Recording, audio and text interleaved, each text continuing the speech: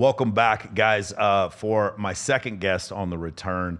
She is one of my favorite people in the entire world. She is an influencer. She's a podcast host. She's a sobriety advocate. I have known her for 10 years, and I'm very happy to have her come back on the show. It's Miss CJ Sparxx. How you doing, CJ? I'm good. I feel like, was I the second? You were the second guest. The second guest on your first? It was Jesse Preston. And Adam Butel was the first episode, and then you were the second episode. But yeah, so listen, this is the fourth time I think we've done an interview. I think so, yeah. And what has changed since the last? So a lot has changed. A lot has changed. Inside OnlyFans is blown up, and you live here in Las Vegas. So like, what all has changed since the last time we talked? Yes, I am a proud Las Vegas resident now. I'm a Nevada girly. It is very far to get where I'm going now, currently. You gotta live in the cool part of town.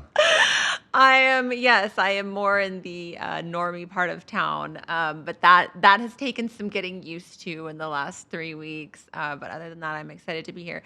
Honestly, not too much has changed. Also, too, I could, just for the sake of transparency, I actually am on the testosterone pellet. Okay. So that's a change. Okay, so I want to know about this. What have you noticed since you've gotten on testosterone? I can tell you as a man what the difference has been for me. It's been 5 years for me. What have you noticed as from your standpoint? Okay, so right off the bat. And by the way, you got on at the same age I got on it for me. Yeah. Yeah. So I'm 39 currently. Yeah.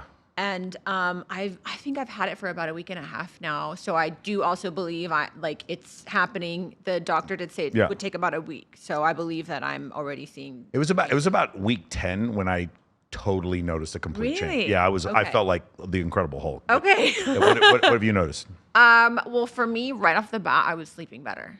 Really? Right off the the opposite bat. for me. Really? Yeah, so the reason why is because your blood gets thicker, so my resting heart rate is higher. Okay. So my heart rate variability shrinks. Right. So even though I'll get 7.5 hours sleep, my resting heart rate and my heart rate variability are not super high. So that's the only issue. I didn't think that was going to be one of the things that I saw, but I talked to a few people and they said it makes sense that I'm getting better, more restful sleep. Are you working out harder?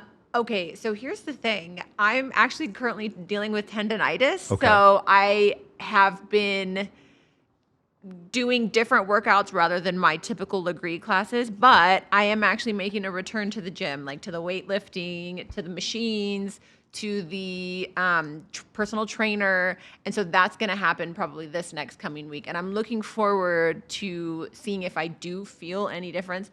Right now, I just feel really good. I will say my number one effect that I have noticed that I'm so over the moon for is I wake up ready to go. And I've never been a big morning person. I've always been somebody that gets the kick of the energy, like right around noon. I'll wake up, I'll get an energy drink, and then I'll just kind of putter around for a few hours. Me too. That's why I wake up at noon. But like, my lifestyle isn't conducive to that. Yeah, you know, your lifestyle is different, and you've been able to build it around whatever. Go to the gym at midnight. Yeah, that's definitely not me. And I get up, I open up my eyes, and I'm like, let's go. Yeah. Which I love. Yeah. And I do feel like I have the ability to kind of push through different projects. I will say, I do feel a bit more reactive. I don't have as big of a pause. Yeah. And my mind is a little bit like, maybe this is happening or maybe this is happening. There's a little bit in there that I'm like, oh, I can kind of see where the roid rage comes from. Hold on. We are way far away from roid rage. So hold on. Do you know how many milligrams you're taking per week? No, because it's a pellet. Yeah. And I will get a brand new pellet every 3 weeks. So the pellet, it goes through your GI tract. Mm-hmm. So there's a little bit more absorption from what I've seen from it. Whereas, I take a shot and the shot does not go through my GI tract. The negative part about that is that it can affect your liver and your kidneys more because it doesn't go through your GI tract, which is the reason why, like a lot of people when they take anabolic steroids, they'll take Anavar because they have to they ingest it versus like Trembolone, which will destroy your liver, right? Oh God, we don't want that. Yeah, let's not do Trembolone. Let's agree to get together to not do Trembolone. I like it so far, but the doctor did say once I go back in, he was like, we'll probably up it just because we want to give you a low dose to see kind of how you react and how everything feels. So nothing to report in the way of like, I was down here and now I'm up here. I will say I just feel energized. I feel very optimistic. And not that I don't normally feel that way, but I did have the testosterone of a 39-year-old woman, which is not CJ Sparxx at 25 or even 29. You know what I mean? Ideally, that's like where I want to be. So I'm excited. I'd be very interested to see what your like nanograms per deciliter are. I have no idea. I have no idea even what you just said. But the doctor said that I had an average testosterone. And I was kind of pissed off because I was like, well, I thought maybe I would be above average, but I was just average. Yeah, so it's about 17 times as much. So like mine would be like 900 and yours would be like 90, something like that. Or like that's about at 39, right? No, at 39, yours would probably be 40, 50, somewhere around there. So it's much lower. So like for instance, I do think the doctor, I do recall him now that you gave me those numbers. Him saying that 120 would be ideal for me. Okay, 120. Yeah. Okay, yeah, I've seen that. But I'm not there. So 120 would be high for a woman, but extremely low for a guy. Yeah, that's interesting. Okay, cool. 120 sounds about right for me. All right, nice. I would love like a little more, but you know, of course we need to monitor. That's what happens when you get on this stuff. You just want more. And then what the part, I'll tell you what happened to me is I got up to, a couple years ago, I went to Paradise Challenge and I was just like, I was taking 200 milligrams a week or whatever. And I got up to about 237 pounds with like very little fat on my body. And I realized, hey, I'm not playing in the NFL. I can't carry this much weight around. And I started having knee and back problems. So now I'm trying to get down to like 204. I'm about 214 right now. And it's just easier for me to like play defense when I play basketball or run routes. Yeah, because those are things I want to do. And I also like trying to keep up with, for some reason, women in their 20s still want to go out with me. Like trying to keep up with them, it's hard to do when I'm carrying around 230 pounds. So I'm just trying to get smaller actually at this point. So I'm taking less. And then when I was listening to Jake Paul talk about it, he's like at 600 nanograms per deciliter, although I don't think he's natural at all. And then, you know, something funny, I wasn't going to talk to you about this, but I think you'd find it interesting. Why is it that Oprah and Elon Musk are very open about taking Ozempic, but yet Mike O'Hearn and The Rock and Chris Hemsworth keep lying about taking steroids? Why do you think that is? Like but for anyone who wants to debate this, The Rock is on steroids. There is he is not 52 years old, 270 pounds, lean like that. He is on steroids. Okay, Mike O'Hearn is on hella fucking steroids. Okay, that's the Instagram guy, the O'Hearn guy. Yeah, no, I'm thinking Brock. He's Mr. Olympia or Mr. Universe. It doesn't matter. But like same thing with Chris Hemsworth. Same thing with like the guy who plays Jack Reacher, who's one of my Alan Rickson. I love it. It's one of my favorite things. But Alan Rickson is on anabolic steroids. He is not taking testosterone and doing a vicious arms workout. That is all. That is because so the way you can tell is different muscles in your body react to androgens differently. But the ones that react the most are your trapezius muscles. And you can even see it with a bull, right? The big old neck, bull neck muscles, whatever.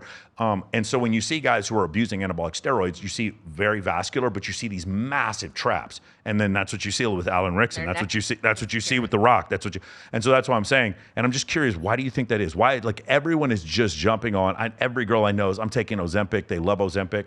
But as far as the steroids, that people are still blatantly lying. Right. I understand, and I think that's actually such a good point. Yeah. Ozempic is used, like you just said, Oprah and Elon. So I think we have primarily women that are using it. Perhaps more men than we would think, but primarily women. And I think it's just more...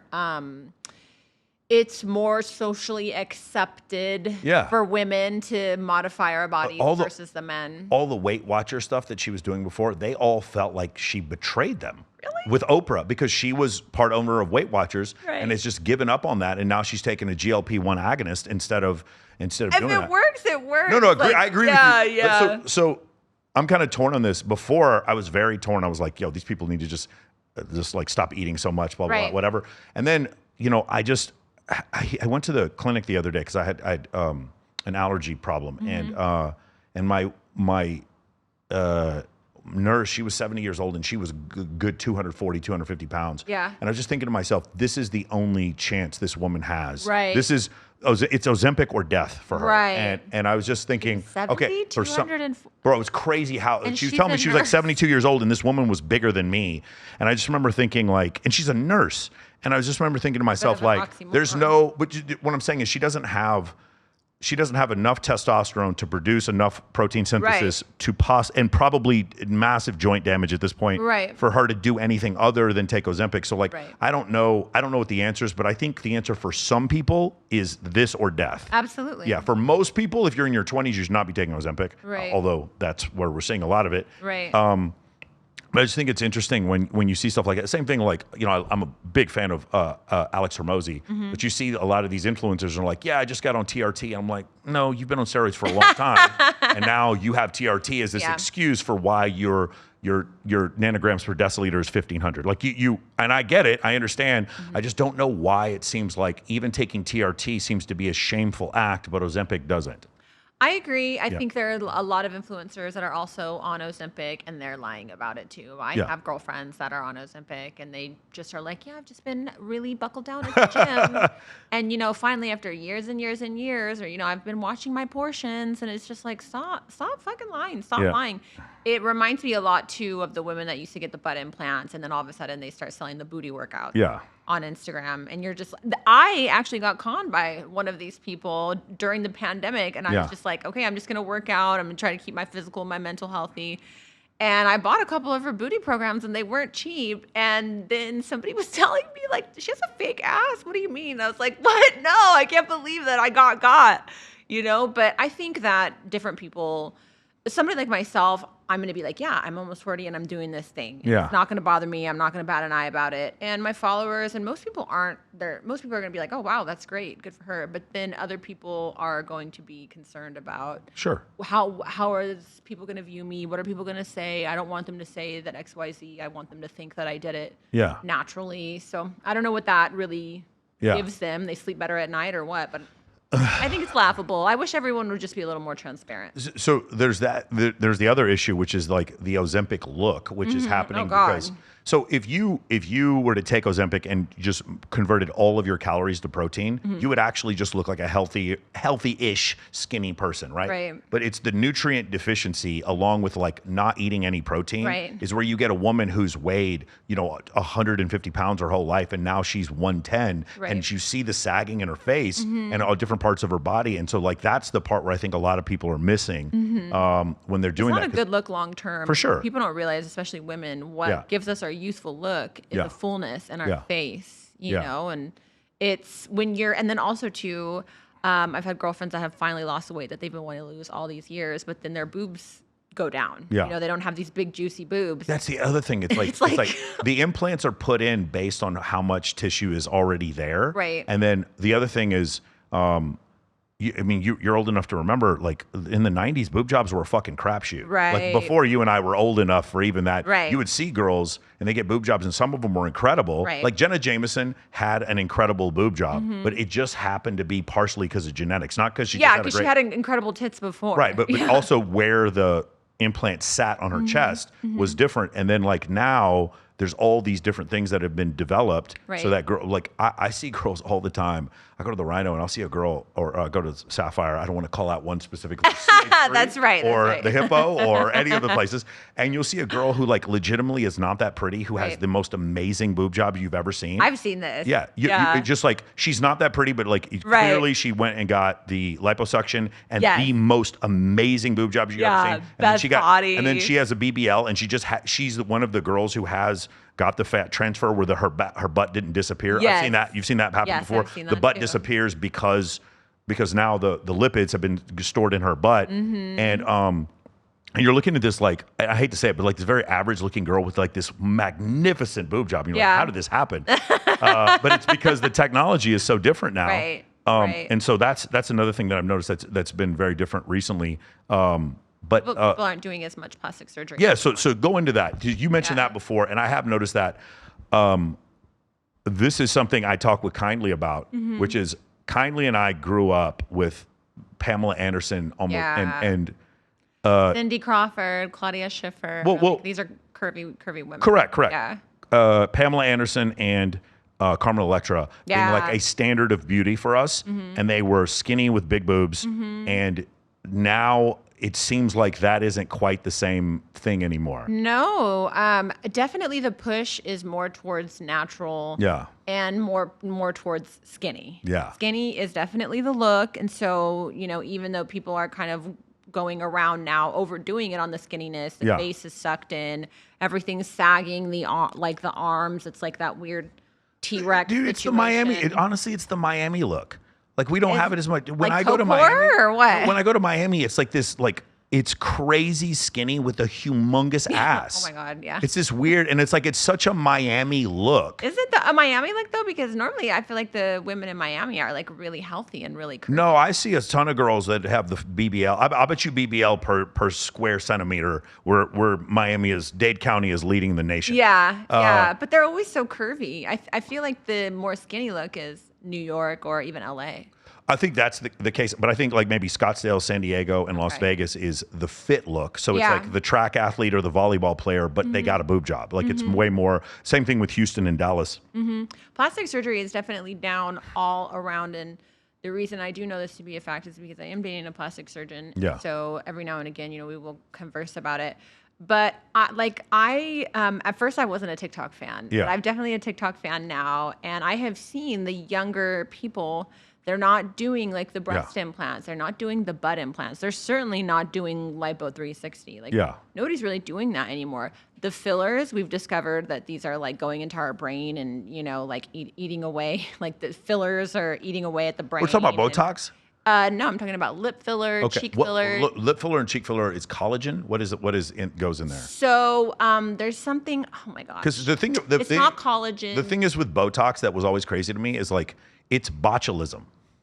It's the but toxic Botox, excretion for botulism. But Botox is not one and the same. Botox is fine. Like you're still Botox, you're still good. Okay. And there's something I forget what it's called, that it is collagen producing. Okay. It's something with an S. I forget. I don't know why I'm blanking on it, but you can still get that injected. But I'm talking about hyaluronic, or not hyaluronic. Oh my goodness. I'm just talking about the filler that you would put in your lips. Yeah, I don't know. Maybe you could Google that. That'd be really good. But the filler that you would put in your lips. What is lip filler made out of? Question mark. Yeah. Ask Perplexity. Okay. Everyone should ask Perplexity whenever you have a question. Yeah, Perplexity is a new one. Mostly made out of hyaluronic acid, HA, which is it? Okay, naturally yes, occurs in the HA body, helps filler. retain moisture and creates volume in the skin. Okay. HA-based filler, cool. Collagen. Okay, cool. So I wasn't saying the wrong thing. I'm saying the right thing. Perplexity is like my Jamie for Joe Rogan. I just use Perplexity. I love that. I love that. But the hyaluronic acid, the HA fillers, are traveling, and they're potentially leading to different kind of dementia disease, and not dementia that there could be something online that could say, but different kind of disease. And it's also over time not a desirable look. It's a puffed up look. It's not like a youthful look. You're just puffed up. Your eyes get really squinty. Your lips look like a butthole. Like it's not good. It's not cute. And that's too much filler is what that is kind of what happens over time, because there's no such thing as, I just go get my lips done once a year or, twice a year. The people that are getting this filler, they're getting it every couple of months. You know, it becomes a bit of an addiction, And so over time, it's creating a really undesirable look and also potentially causing health problems. This is what we've discovered. So people aren't getting the surgeries. They're not getting the filler. They're mostly doing the Ozempic, and they're still pretty consistently doing the Botox. I know I am. And it's kind of just led to more of like a laser culture. People are getting lasers. People are doing like all over TikTok. It's like a neck cream, a hand cream, some sort of a cream. And it's really cool because it's kind of like, okay, just embrace how you look. But it's a bit shit because it's like, okay, well, what about the people that got the big boobs, the big butts, the big Kardashian booties? I'm here for you. I'm still here for you. You and I have had this discussion before. Right. And I've talked It's again, not in style anymore. Like you and Kindly are probably the two closest women to me, and probably Kaylin Franca. I love the fake look. I have no problem. The fake look, the Pamela Anderson look from the 1990s is, to me, I still love it. Is my favorite. I love a juicy lip. I love big boobs. Yeah. Well, but the thing is, I don't even need any facial plastic surgery. Maybe, like, I've seen some really good rhinoplasty, but like for the most part, it's like small waist and like there's some really bad boob jobs out there. Yeah. Like a really good boob job. Not all boob jobs are crazy. To me, is like, that is still my favorite look. Right. Basically what Carmen Electra looked like 20 years ago, 30 years ago. Like that was the favorite look. And you're right. I have guys who work with me who are in their 20s, and they just like them like the desert. They like them salty and flat. They like them like super entitled chicks that are skinnier than shit. I love that, though. Who look like they're fucking 16 to me, and they're salty and flat, and like the dudes love that. And I'm like, I can't see that. You know what I'm saying? And I like the look as well of somebody having had some work done. A Playboy Playmate from like 1992 to like 2005. That is exactly where you've had a bit of work, but it's undetectable for the most part. Maybe a not very obvious boob job. Yeah. Maybe a big overlining of the lips or big juicy lip. But like, I'm of that as well.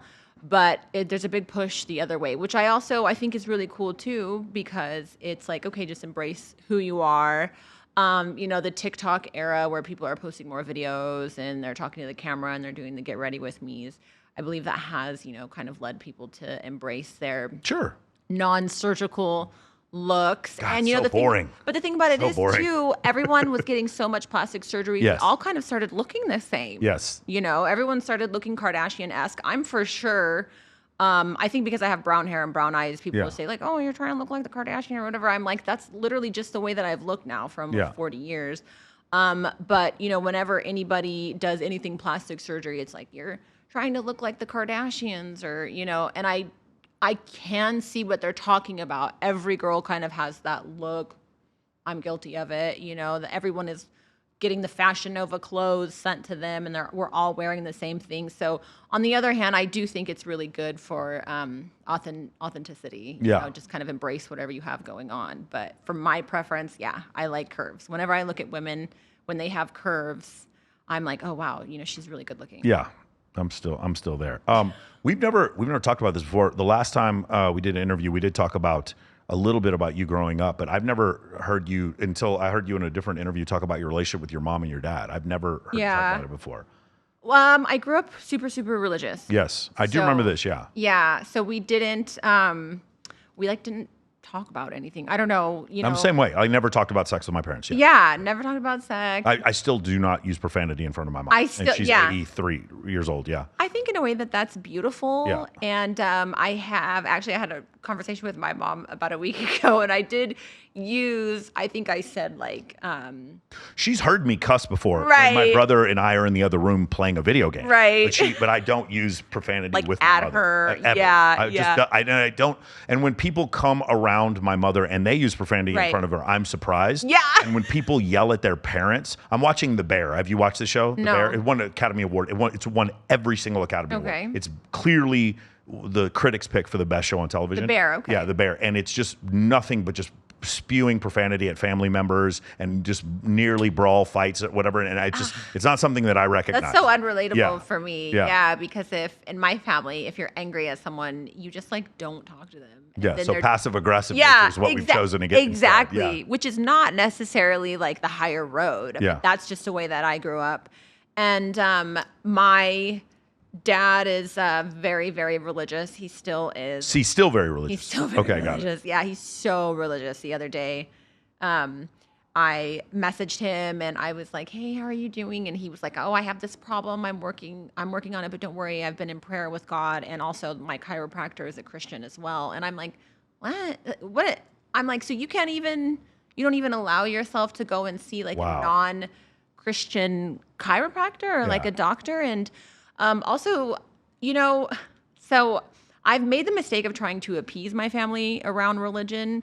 And I've also tried to say, well, I'm active in a 12-step, but I've also tried to say, yeah, we talk about God in my 12-step program. Yes. And I feel as though I have a relationship with God. And I do. I'm spiritual. I wouldn't say religious, but I'm spiritual. It's a very LA thing to say, but that's the way I would describe myself. Yeah. And so my stepmom invited me to go to a women's Bible study. Not this last time I went, but the last time before. So it was about a few months ago. And I thought, I'm in a really good place. I feel like I've done a lot of work around my anger that I have at the childhood and my childhood God, which is a very damning God. And I felt as though that's my original daddy wound. You feel like your mother and father placed an Old Testament type of unforgiving God in your life. You're already born at a deficit. Okay. And now you need to make up your entire life Got to it. God. Okay. And maybe if you're lucky, you'll get into heaven, but you probably won't. So, Very Catholic. Very Catholic, very staunch Christian. And so I went to the Bible study. Okay. And this is just to give an idea of how stern, because it's Christianity, but how stern this sect of Christianity is. I went with my stepmom, who I love so much. She's so cool. She is Chinese from China, and she is just like the coolest person ever. But how long ago did your father remarry? Literally like maybe a year ago. Him okay. and my mom have been divorced for 20 some odd years. Yeah. He just remarried. Okay. And she's so cool, and they are really connected on the religion things. So aside from this, she's literally the coolest woman I've ever met. But of course, she's got to be this crazy Christian person in order to be able to be with my dad. So. And just so we're clear, like my mother is a Christian. I am too, but I also don't have a literal interpretation of the Old Testament. I do believe in natural selection, and I do believe in Newtonian physics. Right. So I believe in the Big Bang. But I still also believe Jesus died and came back because several people saw him die at Calvary, and Doubting Thomas and several other people witnessed him come back. But I choose to believe that. My point is, I also don't think that God sits up there in judgment every time I have sex with someone or every time I use a profanity. I don't think he cares. If I think God has a sense of humor. But that's just my interpretation. I love that. But what you're talking about, more of like the God of Spinoza, which is there's a monk named, I forgot if he was a monk, but it was the idea that basically the reason why there are 4 fundamental forces in the universe and there was a Big Bang is because God put it there, right? So it's not quite creative design, but it's something similar to that. My point is, when I talk to my friends who are highly scientific, I don't try to proselytize to them Christianity. Right, I love that. Yeah, when I talk to my friends who are atheists, I don't try to turn them. And when I talk to my friends that are Christian, I do have some discussions about natural selection because I think it's extremely harmful if you don't believe in basic biology. But as far as the Big Bang, like if they don't believe it, it doesn't make any difference in their life. If they don't, you're not sitting there trying to convert them and telling them how wrong they are. Correct. Yeah. Precisely what my dad does, by the way. So it's as you can understand, it creates a divide. Pretty much. For my dad, his version of Christianity is better than yours for whatever reason. And my dad always wins. So the problem is if you keep extrapolating, you get to Westboro Baptist Church. Right. Like if you keep God hates F word, like that's where that's the end result. Only 1,000 people are going to heaven. If you keep extrapolating that. And then the other part is, we haven't had this discussion, but it's like, the idea that I'm going to use what's in the Bible in order to find a wife is so antiquated. Right. It's just not true because I'm just saying, it says in Genesis, go forth and multiply. The person who wrote go forth and multiply was a human being. That human being, in the Aramaic it was written in, there was no word for billion. The concept of a billion did not exist. So it's not that he's wrong, or even when they describe the creation of the earth, it's like the mechanisms to actually, it's not that they didn't understand how the earth was created. It's the mechanisms to even describe the creation of the earth did not exist. What is a vacuum? The earth is a sphere. What is an iPhone?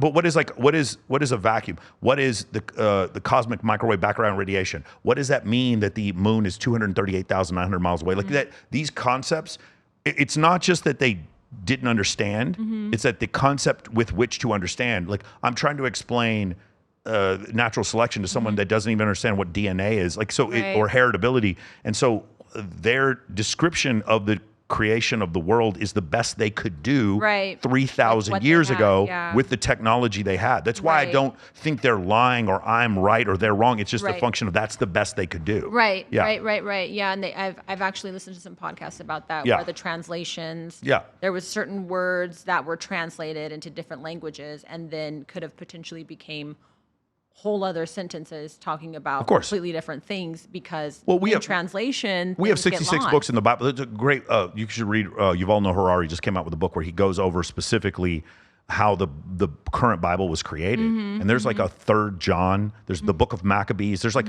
so many books that were just chosen specifically to not Right. be included in this version of the Bible. Book of Enoch as well, Sure, of right? course, yes, yeah. And it's like these were this was chosen by men. Yes. And nothing against men, but what we're talking about is these are chosen by men, regular, everyday men, Yeah. not like prophets or not Jesus himself or God himself, Right. just regular, everyday men. So it's like, okay, they're fallible. Yeah, this version of the Bible that you read as a Protestant that has 66 books. I'm not talking about the Catholic version that has Maccabees and the Apocrypha. That version, I believe, is 1,500 years old, which is well after Jesus was dead. So you're right. And that was edited that was their current algorithm, Yeah. like edited for the Correct. algorithm of the day. Yeah. You know, so you're ingesting the news that they're wanting you to ingest. Yeah. Just saying, it's very different, but there's a lot of similarities there too. Yeah. I digress though. The story that I was going to tell was that I went to the Bible study with my stepmom, Yeah. and that these women at the Bible study, they were all very nice women. I had met them outside of Bible study, and they're all nice women. But the one woman who was leading the Bible study, and this was so impactful for me, was like, somehow she came to the conclusion after reading something, an excerpt from the Bible or whatever. She was talking about, would I even accept a compliment from a non-believer? Like, would she accept a compliment from a non-believer, a non-Christian person? Yeah. And she was talking about how she felt in regards to how she was conflicted Yeah. about accepting a compliment Yeah. from someone who wasn't religious like she's religious. What the fuck? Well, What the fuck? Then we get to the point where it's like, now I have to investigate if I have stage 4 pancreatic cancer, the religious beliefs of my oncologist. Yes. And then here's where we get to the rub. Here's where we get to the rub. Like, your oncologist has to believe in natural selection. I'm sorry. I know this may offend some people because this is the worst one, because what it does is, by the way, we did not descend from monkeys. Monkeys and humans both descended from something that came before Australopithecus about 6-9 million years ago, somewhere around there. Okay. So we didn't descend from monkeys, but we are related to chimpanzees, and we're also, dude, we have 50% relatedness to a banana. But it's like, this isn't debatable. You can Right. look up the DNA record. It's like, if someone murders one of your family members and there's DNA evidence, you don't have a problem with them using that to convict the murderer. Right. But that same DNA evidence shows that you and a rodent are distantly related. Okay. Unfortunately, I'm sorry, that is the fact that, a whale, a bull, any kind of bovine, a hippopotamus and a rhinoceros all have a spinal column, 2 eyes, 5 phalanges or metacarpals and metatarsals, and you don't think we're related. That's on you, bro. At some point, if you just think it's an explanation that just God did all this kind of stuff, I think that's on you. If you have an oncologist who doesn't believe in natural selection, you're going to die. That's the problem, right? So now it's a problem where now I'm a Christian. I need an oncologist to help me cut out a tumor, and now I have to question whether or not his religious beliefs are there. Right. It says in my original That's the point. kind of religion I grew up with. My original point was, so like, you can't. Modern women today have so many options visually because of social media and because of dating apps, and for some women because of Patreon, Sex Panther, and OnlyFans. So because of they have so many options, you can't deal. The courting process cannot be the same that it was 3,000 years ago. Right. There's a technology update. There's a software update. Right. It There does must be. It does say in the Bible, he who puts his hand to the plow while looking back is not fit for the kingdom of God. And it talks about King Solomon praying for wisdom. So there can be wisdom that you pray for. And also, last time I checked, Jesus ate with the prostitutes and the Right. Pharisees and the tax collectors. Right. So it's whichever part of the Bible it's one of the problems. I have some friends who are specifically Southern and Baptist, and they use religion as a tool with which to judge other people. It's just chicken fried judgment. It's right? othering. It's chicken fried Protestantism. You're othering yourself. And it's just like that's what they use the Bible as a mechanism with which to judge other people. Yeah. As opposed to a mechanism with which to bring everyone together so that we could all go to heaven together. Right. Because which of John 3:16. Which is the ultimate goal, right? Exactly. Yeah. So I do think it's interesting that whole concept. But like going back to what I said before, where we meet the rub is my mother, God bless her, she was a maternity nurse at Baylor Hospital. She was a maternity nurse at the maternity I was born at. Wow. Okay. Wow. Full circle. She took that day off. Yeah, I hope so. I've been telling she delivers you. I've been telling that joke for 40 years.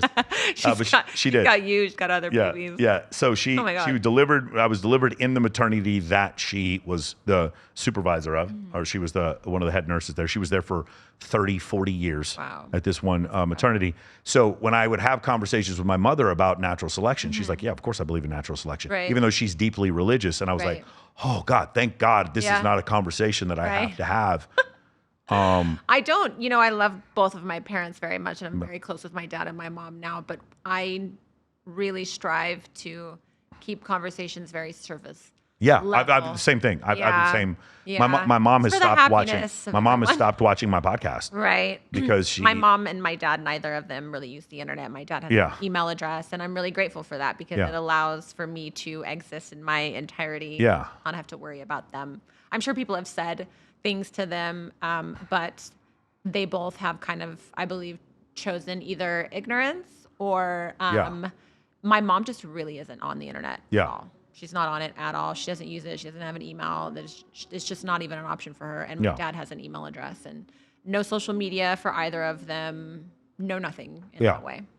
Yeah, my mom doesn't watch my podcast anymore, and I'm kind of glad. Yeah. And I also don't like the idea of my mom listening to me use that much profanity, to be honest with you. So I think that's probably better off. But our, like you said, the surface level communication. I know that if we go any further, we're going to argue. Yeah. And it sucks because from her standpoint, I want to. My mom was alive, living in Washington D.C. when, during like several protests, like an incredible time period to be alive. Conversation to have, and we can't have that conversation. We have a conversation about me wearing a jacket because it's cold outside. Right. But I'm like, Mom, you live, like, tell me about what it was like during the moon landing. You know what? That's such a good way to describe it. I really wish I could know my dad and my mom both that way. Yeah. And it's just not an option that's available. It sucks because my mom was alive during the moon landing, all 6 of them. Yes, we did land on the moon. Anyone who'd like to debate me on it and get embarrassed, you're more than welcome to come on. So she was alive for that. She was alive for Sputnik. She was alive for these things. Right. She was alive for the Kennedy assassination. Right. And we just don't have these conversations. Right. Instead, the conversations we have are about like, she likes or doesn't like a girl I'm dating, and did I go to church this week? And I'm like, and it's not, my mom isn't dumb. She's been a maternity nurse. Right. She has the whole life she has outside 2 of being your mother. nursing degrees. She had one in Columbia, and she got another one in the States. And it's like, she's very intelligent. And so I would love to have these conversations. But even at this point, like, I just still can't have these conversations with her. I'll ask my dad, like, oh, how are you doing? And he's like, praise God. Yeah. Blessed be the Lord is providing. Yeah. And I'm like, I was just asking how you were doing. Like, tell me something with a little more substance. But, that is the way that it is. I don't know. Maybe as a parent, I'll probably be the same way. And I was just always thinking of my kids as 10-year-olds, even when they're 40, 47. Perhaps it is some sort of like a nod to the way that we were raised because we are free thinkers, independent thinkers, and we're 2 people that just haven't been told, okay, this is what you think. And then we just said, okay, we were thinking outside of that box and we went against the grain. And perhaps it is kind of almost like a blessing in a way. Cause it's just like, well, I don't think the way that my dad, if I thought exactly the way that my dad thinks, I thought exactly the way that my mom thinks, going from my standpoint where I'm at now, I think that I wouldn't, I almost wouldn't be living in reality. Yeah. So in a way it's kind of like, well, it's kind of like almost a thank you. Yeah. Because they created this. So Justin Waller had a really great quote, and I asked him about it. He goes, be graceful with your dad, because he didn't have the technology that you did. So my understanding of dating, intersexual dynamics on a sociological level, not just for me, but in the world is so much greater in part because one, we had these internet forums, then later on we had like high level Google searches. And now we have AI where I can literally look up every evolutionary psychology study ever done within a few minutes. Within minutes, And my dad didn't have that. So him having a conversation with me about women or the birds and the bees, the technology wasn't quite there for him. And so, like, I understand those conversations didn't have. I am going to have those conversations with my kids. Right. I say that as well. I say that as well. I want any kids that I have or any children that I'm around helping to raise, I want for them to feel like they can ask me anything. Yeah. And I want, not necessarily ask me for anything, but ask me anything, talk to me about anything. And I also want them to know that if I'm going to be upset, that they're kind of like, okay, well, you know, CJ's not going to like this or mom's not going to like this, but I still feel inclined to come and tell her, hey, XYZ happened. You know, can I get your opinion or can you help me? I need help or whatever. I always want my kids to know that there's an open line of communication here 24/7. And even if I'm mad, even if you know I'm going to be mad, like still come to me. Let's still talk about it. Let's figure it out together. And I think if I would have had that with my parents, I think I would have turned out a much different person. Yeah, I do know my necessity to be right and debate all the time came from my arguments with my father. I know that very much, and it was something I came to a deep realization after he passed away.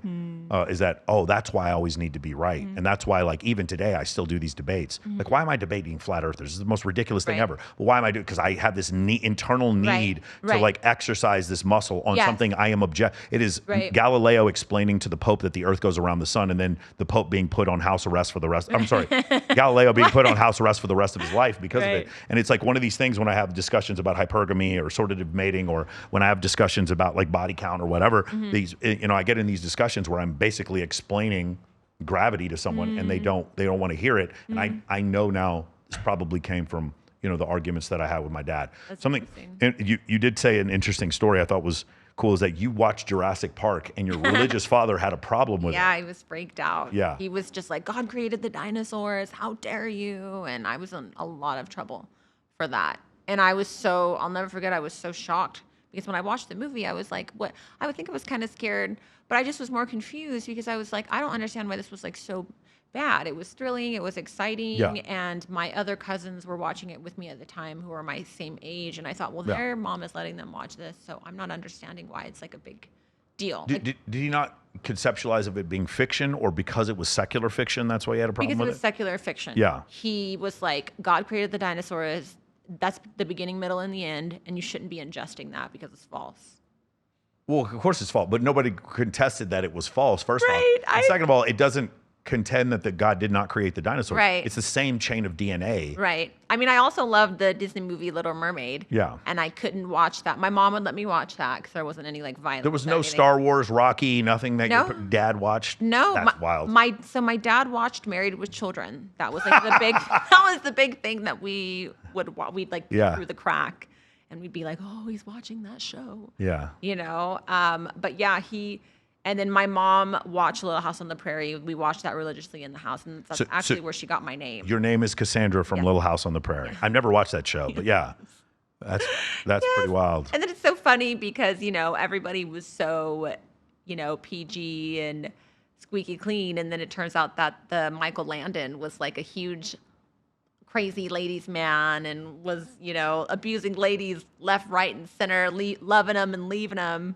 And it's like, okay, you know, this is like this guy who's like this perfect man, you know, workhorse of a man and loves his family and, you know, would never dream of going outside the marriage. And in real life, he's like sleeping with everyone because he's got this squeaky clean character on TV. Yeah, that happened a lot back then because we didn't have the internet. Right. To find out all these things. People would have whole families, and now you're really not going to be able to do that unless it's like in a different country. And you really hide it. But I mean, you know, people get found out a lot easier. Yeah, I think, so another discussion we never had. I think the problem is just being a hypocrite. Yeah. I don't think the problem, like, this is a really controversial take. I think homosexual men are going to leave the LGBT community because it's not that bad for them. They're mayors of towns.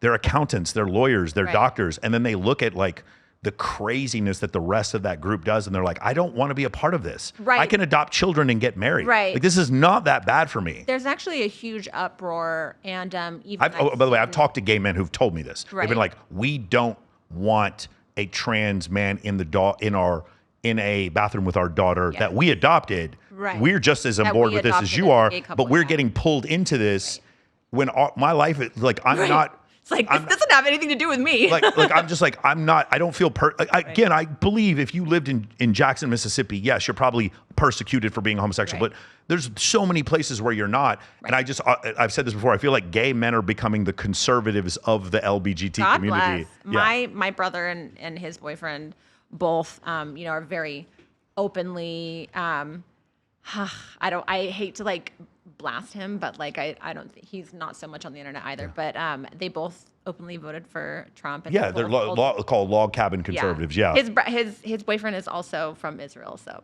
hello.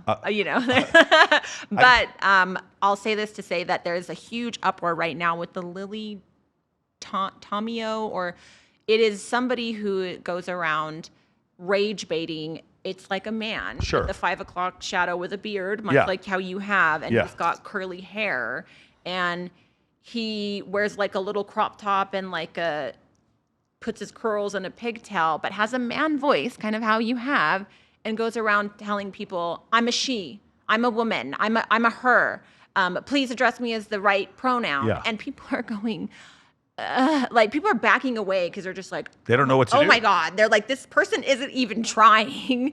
And right now there's a huge uproar, and there's a very large divide in the gay community, LGBTQ community, QIA plus, whatever. Oh my gosh, there's so many different things. That this man, who is presenting as a man in all other ways except for the fact that he has a tight crop top and a pink skirt on, went into Disneyland and was in the food court, and he was talking about having his balls and his dick taken off, and he was using Disney like marshmallow prompts,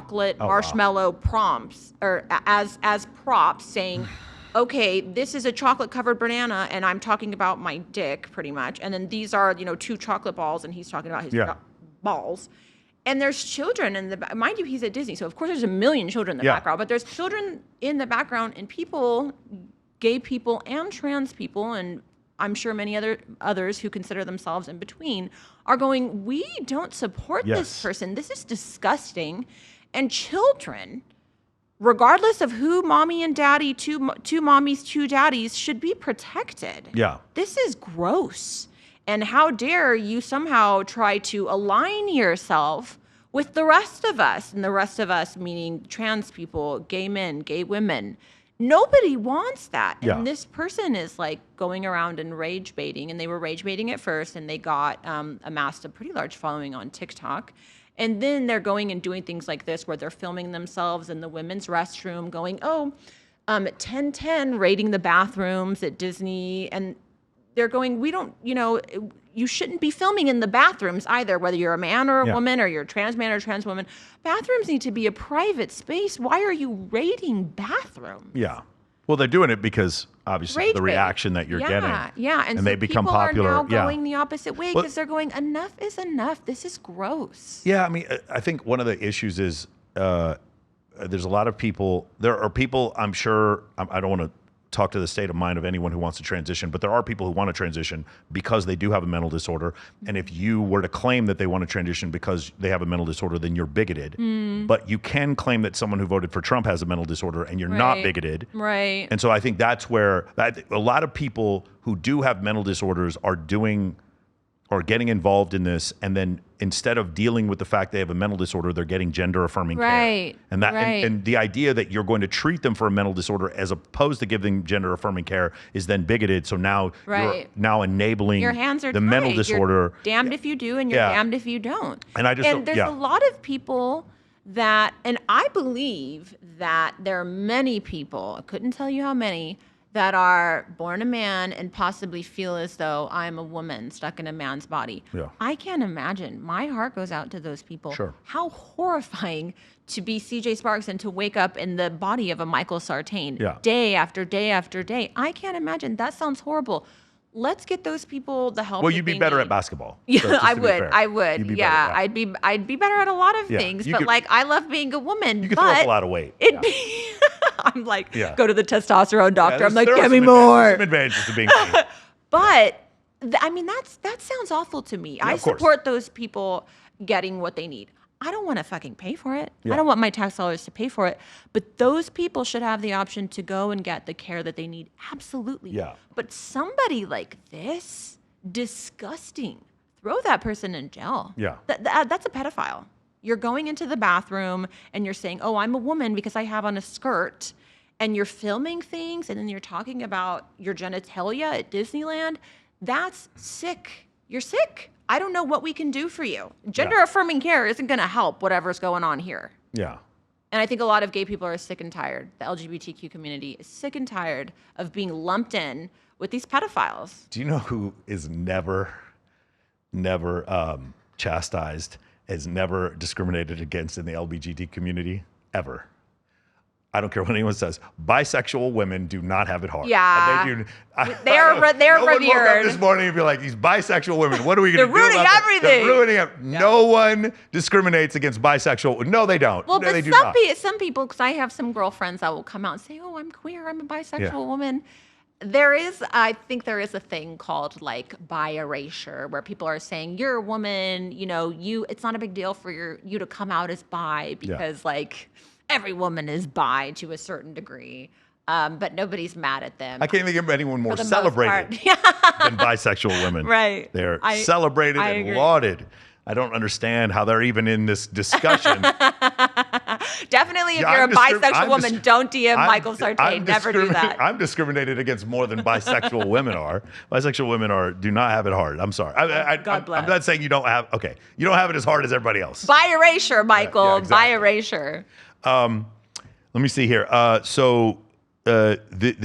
We've talked about this story before, but it's just still so amazing to me because we're going to go down this path of when we go down sobriety. But in the beginning, you're a teenager and you get hit by a train. Yeah. And that story, like I've heard you tell it again, and it's still amazing. You're in Northern California. I was in Galt. Yeah. I was in Galt. Yeah. And this story is worth touching on because there was an update that I learned about a little over a year ago. Yeah. And I wasn't a teenager. I was definitely of drinking age, but I was like mid-20s and I was playing on some railroad tracks because the railroad tracks were across from the street from the house where I was partying at. And I was drunk and the train was coming.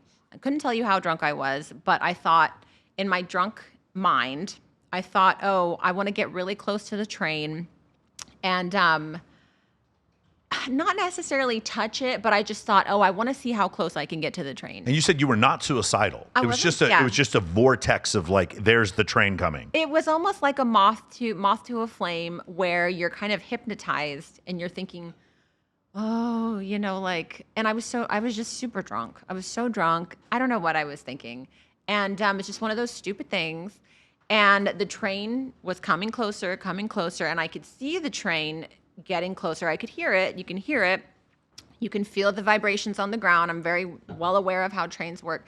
And as it's getting closer, I'm like getting more and more hypnotized, thinking that for a moment I might possibly be able to, get super close to this train while it passes. So as I'm getting closer, I realize it's coming faster and faster and faster. I'm getting closer. It's coming at me. I'm facing it. I'm going towards it. And all of a sudden, it's kind of like I snap out of whatever weird trance I was in. And I'm like, "Oh, fuck. Like this train's getting really close. I need to get the fuck out of here." And so finally, when I come to and I want to go and leave, I'm getting sucked in. I feel myself getting sucked in. And I couldn't turn around and leave like I had anticipated I was going to. And so when I'm getting sucked in and the train is coming faster, I'm like, fuck, is this fucking it? Like that was one of the things I really remember thinking, is this it? Is this how it ends? By some miracle, the train is getting close. And when it gets really close, it's super fucking fast. Trains are very fast, guys. Apparently I'm the only one that didn't realize that. And something sticking out from the train, I don't know if it was a step, I don't know if it was a piece of wood where when the doors shut, it was just jutting out. the train goes to pass and it hits me and I fly into like the embankment, ravine, or into a bit of a ditch. And the conductor immediately feels the switch in the wind immediately, because these trained people, drivers, hit people all the time, not daily from what I understand, but it's very well known that this is how a lot of people end it. So they can feel a shift in the wind. And he immediately slams on the brakes and the train comes to a screeching halt. I get up. This wasn't a very long train. And I run across the street back into the house. And I'm inside. And I'm just like, what the fuck happened? My arm was thrown out of the socket. But I'm super drunk. I'm wasted, right? So I just like pop it back in. Or a friend pops it back in. And I go and I'm like, go and sit in the closet. Because I'm like just so freaked out. I'm like, what the fuck just happened? Oh my God. And just as I'm kind of like realizing what happened, the railroad police go knocking door to door, and they come to the house that I'm in, and they go, is everybody in the house accounted for? And everyone goes, yeah, everyone's here. And it ended up that the conductor, because he stopped on the tracks, it was like the whole Southern Pacific, they had to make a call, and a bunch of the trains, their ability to be on time was hindered. Because it's not like the road. When somebody stops in the road, you can go around. All these trains are on a very serious timetable, because there cannot be a train in another train's way that you simply go around. It's not possible. Everyone's going on one track. And so the whole Southern Pacific for that line got shut down for that day.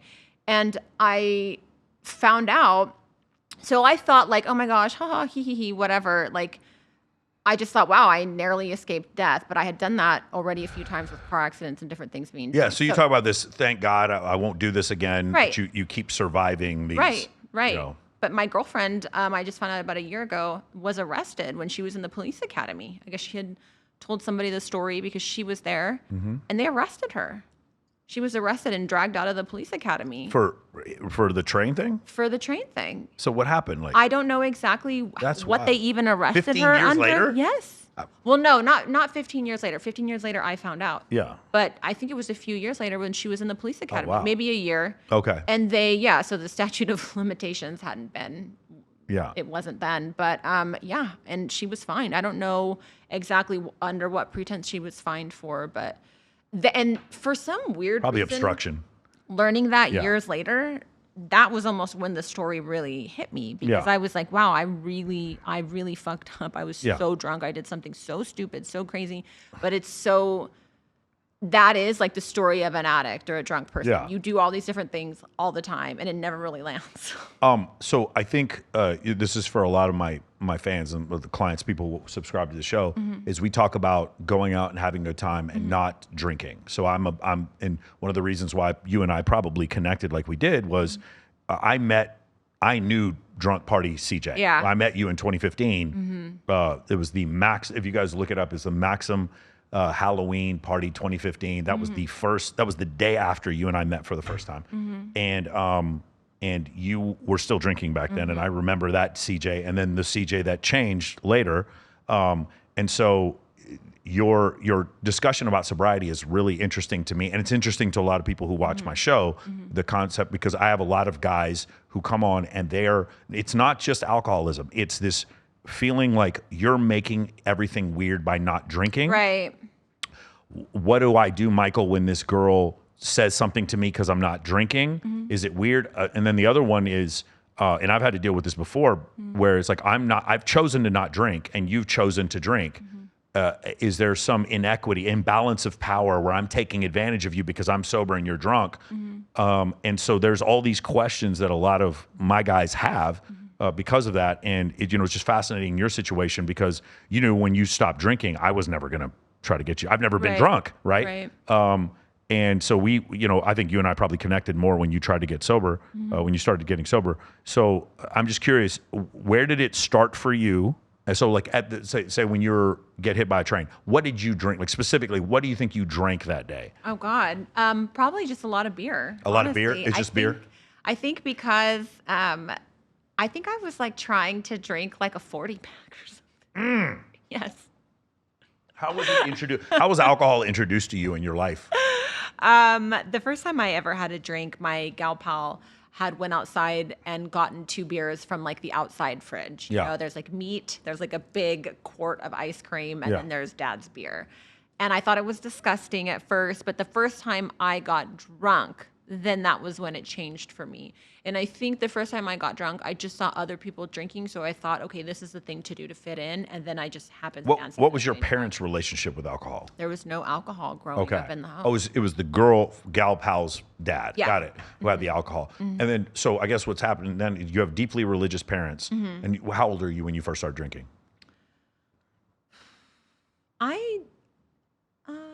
Maybe like 18, 19. Okay, so from 18, 19 to you're here 25, you get hit by a train. You still have a relationship with your parents. Yeah. Are they noticing that you're drinking? Is this a problem, or are they just oblivious to it? You know, my parents divorced, and it was a really nasty divorce. Okay. And I do think that sent my life also into a totally different trajectory. It was a really nasty divorce, and then about a year and a half later, my mom remarried. So I think that my drinking was perhaps a bit of acting out, and then it just went unchecked because my poor mom and my poor dad, but we went with my mom, so we were like mostly her responsibility. Yeah. There was 3 of us, and my poor mom is like just trying to get it together. So there's like no attention for us. And then she starts dating because I'm sure, you know, she's like, I need to get some sort of a man in here Yeah. to like help me with these kids.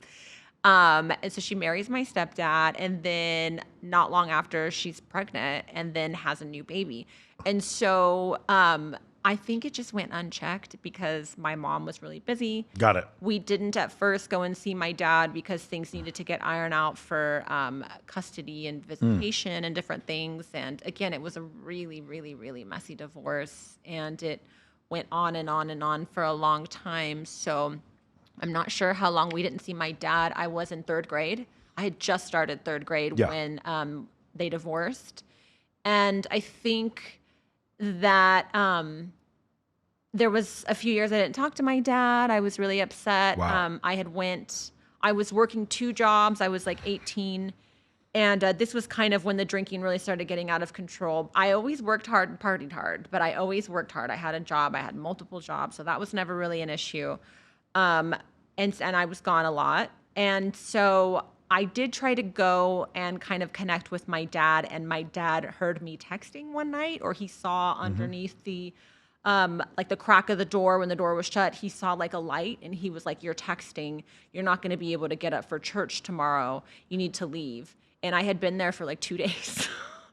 And I was like, you know, so I had went and moved in with him kind of in a bid to, he was really apprehensive, but kind of in a bid to reconnect. And he had said, okay, as long as you come to church with me on Sundays, you can go. And I'm like, oh, okay, that's fine, whatever. You know, I'm thinking I'm going to kind of salvage.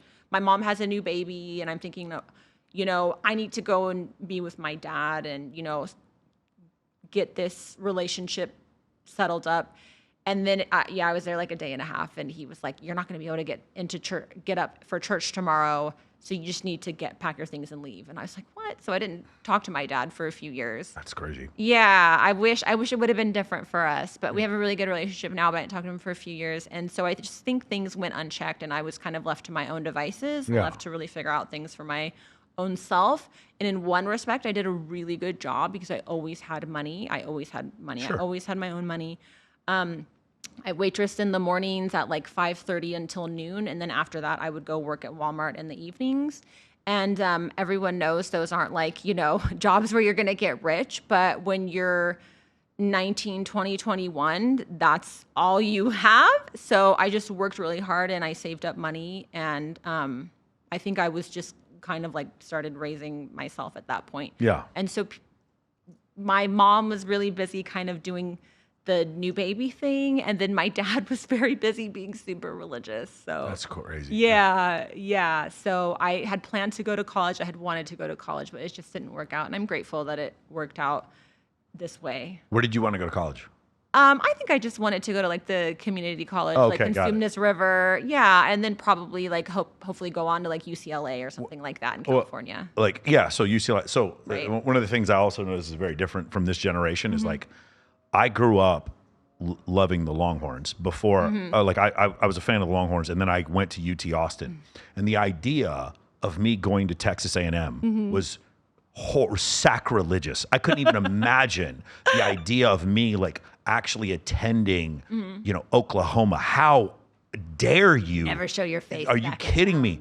And and I could tell you all about Daryl K. Royal and Ricky Williams and I went to college at the same time and all this stuff. And it was like, there was such an investment in college football growing up in Texas. And this generation does not give a fuck. They do not TikTok. care at all. It's They don't, YouTube. like, these kids are not growing up like as Texas Tech Red Raider fans or UCLA Bruins fans, or like occasionally you'll see some that are like, they like Alabama and Michigan, but it's Well, very there's a different. really huge disparity Yeah. because, they're not paying these people. So Yeah. that's what the kids are in an uproar over Well, they're paying them now. now. Yeah, so NIL, they're making ridiculous. So they came up with a salary cap last week, so it's going to be 20 million per team. That's what they're going to do. But I mean, it kind of makes sense, but Yeah. that's what the youth is Yeah. in an uproar over, So- not so- the game. Yeah. The disparity of like they're making so much money, and this generation is like any excuse to march, any excuse to yeah. be in the streets Yeah. and wave a flag. well, that's the funny thing, because you were talking about college, is like, when I was growing up, you went to college because you needed Right. a vocation, Right. and you needed a network in order to get a good job. Right. The networking was a big part of it. If you Now didn't there's- go to college, Yeah. you're like working at the local McDonald's, and you're a loser. Like, yeah. yeah. And as technological advancement started to go up like this, and that's what we're seeing now. Like if you look at the distance between cell phones to high-speed internet, and then high-speed internet to cell phones to HDTV, then HDTV to super high-speed internet, and then high-speed internet to iPhone, and then iPhone to like whatever. Now we are to artificial intelligence. It goes like this, Right. And when you think about the first flight, the time from the first manned flight by the Wright brothers to us landing on the moon was like 68 years, some crazy number like that, less than that. And so Alien technology. yeah, it just skyrockets like this. And the colleges are so monolithic. They every year, what you learn in college becomes less relevant. Right. And so now it's like, it sucks because I loved going to Texas. It was great. It was one of my favorite experiences. And now it's just, I look at these kids and I'm like, oh, I don't want to go to college. And I don't have a good excuse. I don't have a even wanna good drive. counter argument. Right. Like you Because- should go to college. No, but that's like- the only way you're going to do X, Y, Z. It's like This kid is, I have a They're friend, not wrong. Didn't go to college, TikTok shop. I mean, he makes $1 million Right. a month off TikTok shop. I'm and I really- don't know what to tell. You're like, there's nothing you can say It's to like him. Roll Tide. Like, what am I supposed to say to him? Like there's no. So I get it. Yeah. I'm grateful that my life actually went the way that it did, because I do think it allowed for me to jump in. I got a bit of a head start. I haven't kept up with my head start, but I totally got a head start within the like doing the webcamming and the Sure. Yeah. So that was the next thing I was going to say. So Yeah. going back to what we said before, existing online. you much. you are still drinking when you started camming, Yes. and then you were living in Northern I'd be California. drunk on cams. You'd be drunk on cam sometimes. Yeah. Let me ask you, did you ever go out with anyone during this time and it was weird to you socially when they didn't drink? Did it matter to you at all? No, and I actually am so grateful that you asked this, because Yeah. I love telling this story. Yeah. No, and in fact, I was like, thank God, it's all for me. Yeah. And then this person is going to drive me home when I'm done, because I'm pretty sure I've driven you home. there's before, not, I'm sure you have. And I think that to also hammer it home, this was pretty well before the Uber, the Lyft. So literally, that's where there was so many DUIs. I had several DUIs because I would have a few drinks and then I'd be like, fuck, I have to get home. Or fuck, I need to go drop my car off. It's going to get a ticket or it's going to get towed. And then so-and-so will take me back to the bar or whatever. And I wasn't ever like driving long distances. It'd be like 10, 15 minutes to go back to my house, drop my car off, or take it to wherever so it didn't stay at the bar overnight, so it didn't potentially get broken into or hit or ticketed or towed or something like that. So this is well before Uber and Lyft, and I was elated when I met someone that didn't drink, but they were still happy to go out. And in fact, when people were like, yeah, I don't drink, I just really like the social aspect, I was like, say no more. This is incredible. And then I would usually be like, well, what do you do? Do you do drugs or do you do something else? And if they said no, I'd be like, wow, you know, this is, I get that all the time. It's like, this what is is like gold star. like, what is your vice? Yeah. And Or you- if they did drugs, I'd be like, okay, cool. This person's going to share their drugs with me. This is this is incredible. I always viewed it as a plus. Always. So I took my addictive personality to cats. Yeah. So people are like, what is your vice? And I'm like, I have rescue cats. They're like, no, really? I was like, no, I've rescued 11 cats. Is that Willie? Yeah. Willie looks incredible, by the Yeah. way. Willie looks like he's like Yeah. 15 pounds. No, Willie's 24 pounds. Oh my God. Willie has lost I weight. was trying to be, he's lost weight. Yeah, he's lost weight. Willie came up and I was like, Willie, is this Willie? Did Yeah, he eat so- Willie? so Like, I, what's so going I have on? I have a cat. For those of you who don't know, I have a cat that looks like a Kodiak bear. Yes. He's very long. Yes. He's 25 pounds. He's a big cat all around. Yeah, he's a really Yeah. big, with a big wide face. Yeah. And he looks like a bear. He's like, beautiful. He's so beautiful. Yeah. He came up to He's me the and I was sweetest cat like, ever. is this Willie? Oh my And God. I've been trying to get him to lose weight, but it's very difficult. I have to lock him looks in a happy. bathroom with wet food because he won't eat wet food. But anyway, like my addictive personality, I just try to put it into Right. rescuing animals Yeah. because I think there are alcoholics in my family, so I think Yeah. maybe that would have it been does- something. yeah. That's why I don't gamble, and that's why I don't do any drugs, and why I don't drink. I also, I don't know, you didn't get to meet her, but I was dating this girl. She was Irish. Mm-hmm. And she was very adamant about getting me to drink because for her it was so much. She's Irish. Like Made her feel as far as socially acceptable, there's no Right. place where it's more socially. I was like, did you guys really get blasted when you're like 13 years old? She's like, of course, I'm Yeah. Irish. Like, Yeah. yeah. And then, well, she had moved there after that. But the thing is, when I was listening to her talk about it, she kept trying to get me to drink. Yeah. And then I caved in a couple of times because, like, all right, whatever, if this makes you happy. Right. And I finally think I've come to the realization that my body just does not have the enzymes to process alcohol, and that's the reason why I just never drank. I just feel nothing but disgusted. Yeah. Whenever I you drink. can tell people, Yeah. I mean, lie to protect yourself. If that's what it comes down Yeah. to, if you need to go out and say, oh, I have an allergy. I've tried it a couple Dude, times. antibiotics. My I'm on body- antibiotics and I Yeah. can't drink with it. Yeah. Yeah, I have an allergy. Or if I go out in a mixed group and I want to order something without having to explain, Yeah. if like everyone's ordering a Jack on the rocks or Yeah. whatever, I don't even know what, Truly, or if I'm in a mixed group and we're kind of shouting out our orders, you Yeah. can order a ginger beer. Yeah. And most restaurants will have it because it's a mixer and it's a ginger beer, but there's no alcohol in it. But people don't typically know that. They just hear beer. But if you order like an O'Doul's, most people will know Yeah. like, oh, that's like, Dude, at never order an O'Doul's s- in public. I spent Get a ginger New beer. Year's 06, 07 Yeah. at Al Dhafra Air Force, no, Al Dhafra Air Force Base in Abu Dhabi, UAE, and I'm talking crates of O'Doul's. Because you could only drink 2 beers per day if you were in the Air Force on base. Yikes. And just like I'm talking like a football field of just O'Doul's pointless. that were and nobody wanted to drink them. No, of course And it not. was Nobody just- wants it. And we were watching New Year's, and Yeah. it was drink an energy drink or a water or just drink a ginger beer. And then if you want, just keep watering it down because there's a lot of sugar. So, if it's somebody that's kind of watching their weight. yeah. So the reason why I also want to bring this up, I want you. I mean, you are an established model, Playboy model, saying it didn't bother you Never if did. other guys didn't drink because they are so up their butthole about this. They are so uptight about this idea. And the reality is, I found out what it took me a while to figure out what you're saying, Yeah. which is if I just really didn't care and acted like it didn't affect me, then it didn't affect them either. But it was a frame of mind. It's like, yeah, you think it's like it's the person when they come over and you're really insecure about how messy your house is. Right. Then all you're doing is drawing attention to how messy your house is to your Right. guest. And it's one of these things where if a woman asks, "Hey, why are you not drinking?" and you act insecure about it, Right. you're drawing attention to the fact that this is weird. Whereas you're just like, whatever. Right. Every time I drink, I end up going home with an ugly person, so I'm not doing it. Right. And everybody laughs, and then that's the end of it, That's and it, nobody yeah. says anything else. But I just think it's important. Because that's what I found. It's like because the guys think I'm here with this really beautiful woman and I have to drink because she's drinking, and I'm just saying no, you don't. You Right. don't. Yeah. Also, if somebody is really bothering you about it, that's actually a sign of insecurity Yes. on their part.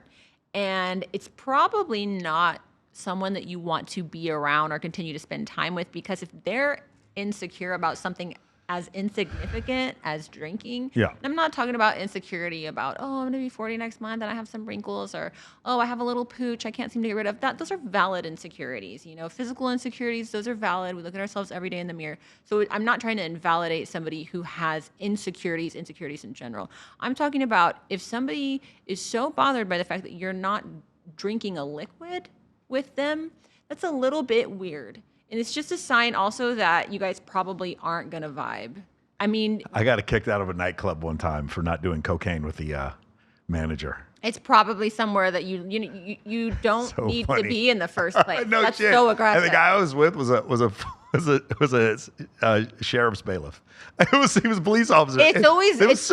I was always a police officer. I remember though. this. No. He was on my side. Yeah. The security guard's kicking me out, and I was like, "Do you under?" And I looked at the security guard. I was like, "So first off, you understand he's a police officer, Right. and this guy just kicked me out because I didn't do cocaine with him. Do you understand what you're doing with your You job were here?" probably looking good, being your charismatic self. Yeah, he was trying And to they talk were to the girl. He was trying to talk to the girl I was Exactly. dating. That's Yes, really exactly what it happened. was. Yeah, it's like never because you weren't doing the cocaine. It's just It was so like a fucking wild. symptom of like, oh, he's not doing the cocaine. Get him out of here. You're like, wait, Yeah. what? And it's just like the excuse. Yeah, that's pretty funny. There's something else that is unique, not unique to you, but something I notice is you will dip. That you talk about the Irish Yeah. goodbye in one of these I love interviews. that. It's my But, favorite like thing to do. even my birthday party when you guys all dressed up like cats, you were asleep in the guest room. That's right. You were we were out watching. So Squid Games had just come out on my birthday. So this is if you guys see the picture, it's all the girls wore orange for my birthday because I'm a Longhorn, and they all wore cat ears.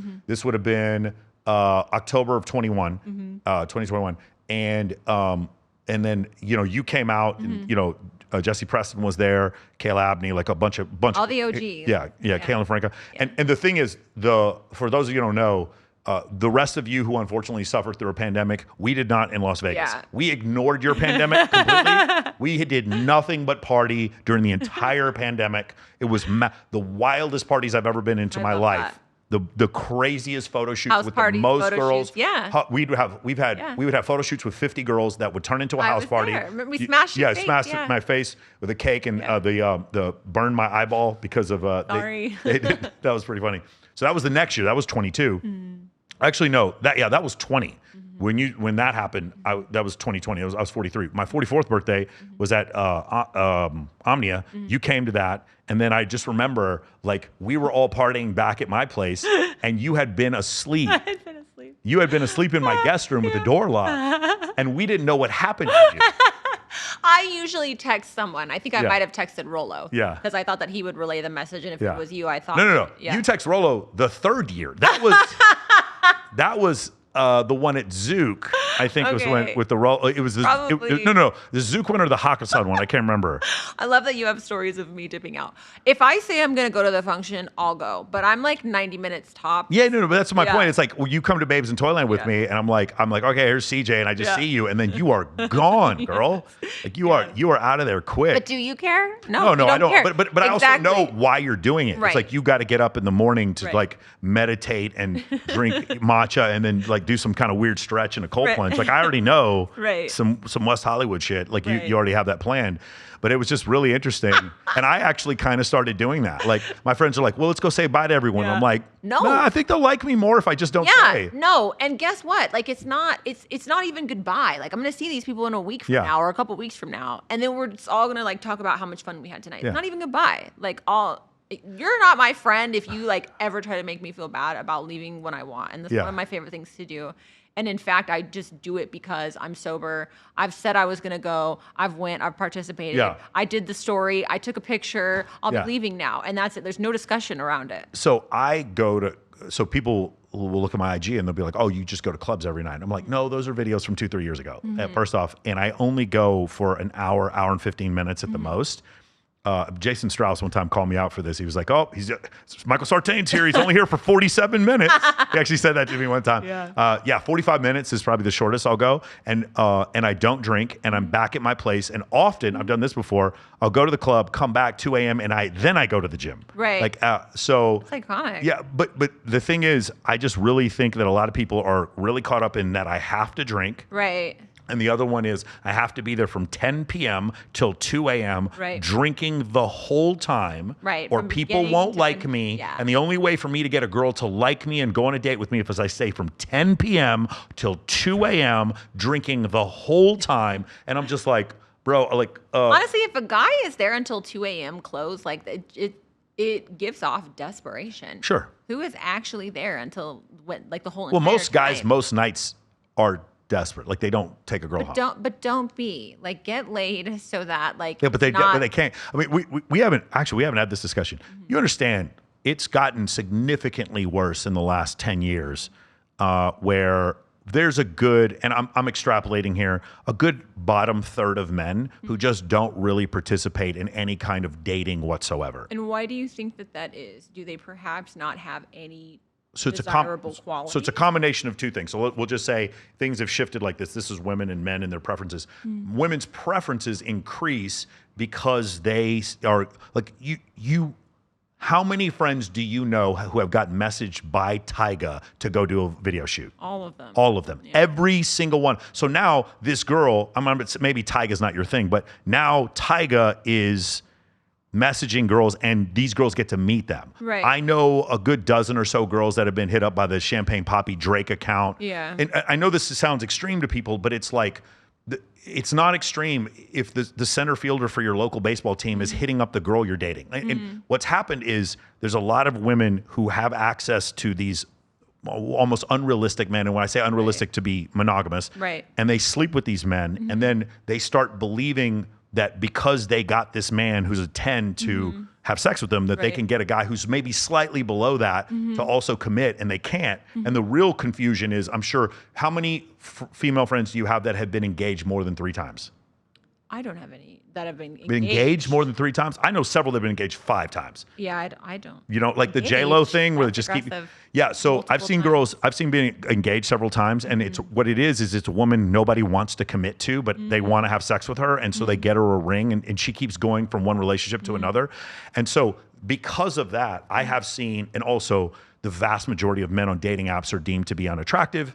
The women deemed them to be unattractive. There's 9 times as many men as women on Tinder. And so all of that, what it does is women and men are both want better, but for women it's called hypergamy.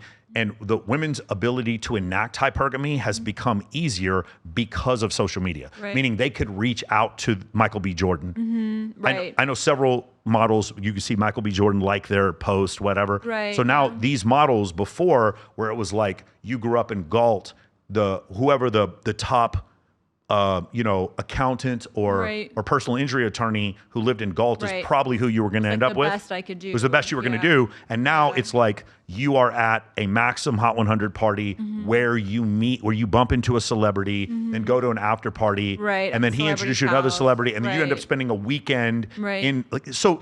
And these things all have downstream ramifications. So what I'm telling you is, in general, because of the attention that women are getting because of social media, it has made their perception of men worse and made their standards higher. That's number one. The second part is men are more susceptible to being socially awkward than women. Men are more likely to have autism than women are.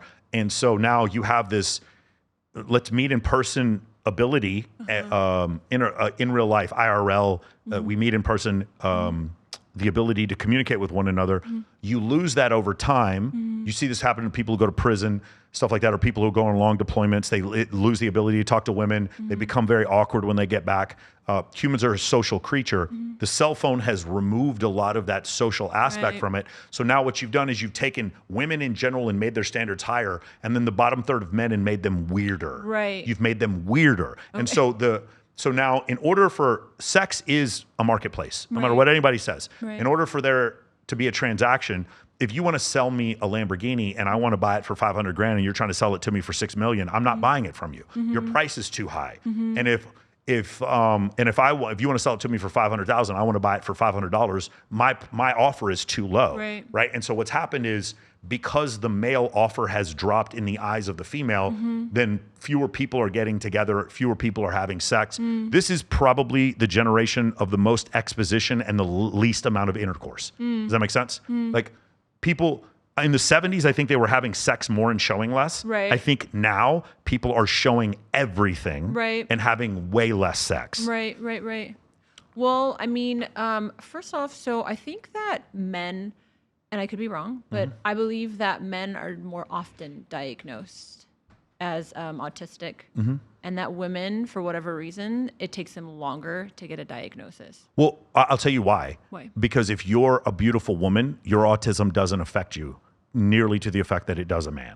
If I'm a man and I'm autistic, it affects my ability to date and my ability to get a job. If I'm a beautiful woman, I know several very beautiful women who I suspect are autistic. They're still getting hired at whatever, they work as a poker game or they are a cocktail server or whatever. They still get hired. I've met several girls who I've seen are strippers who I know for a fact are autistic. Right.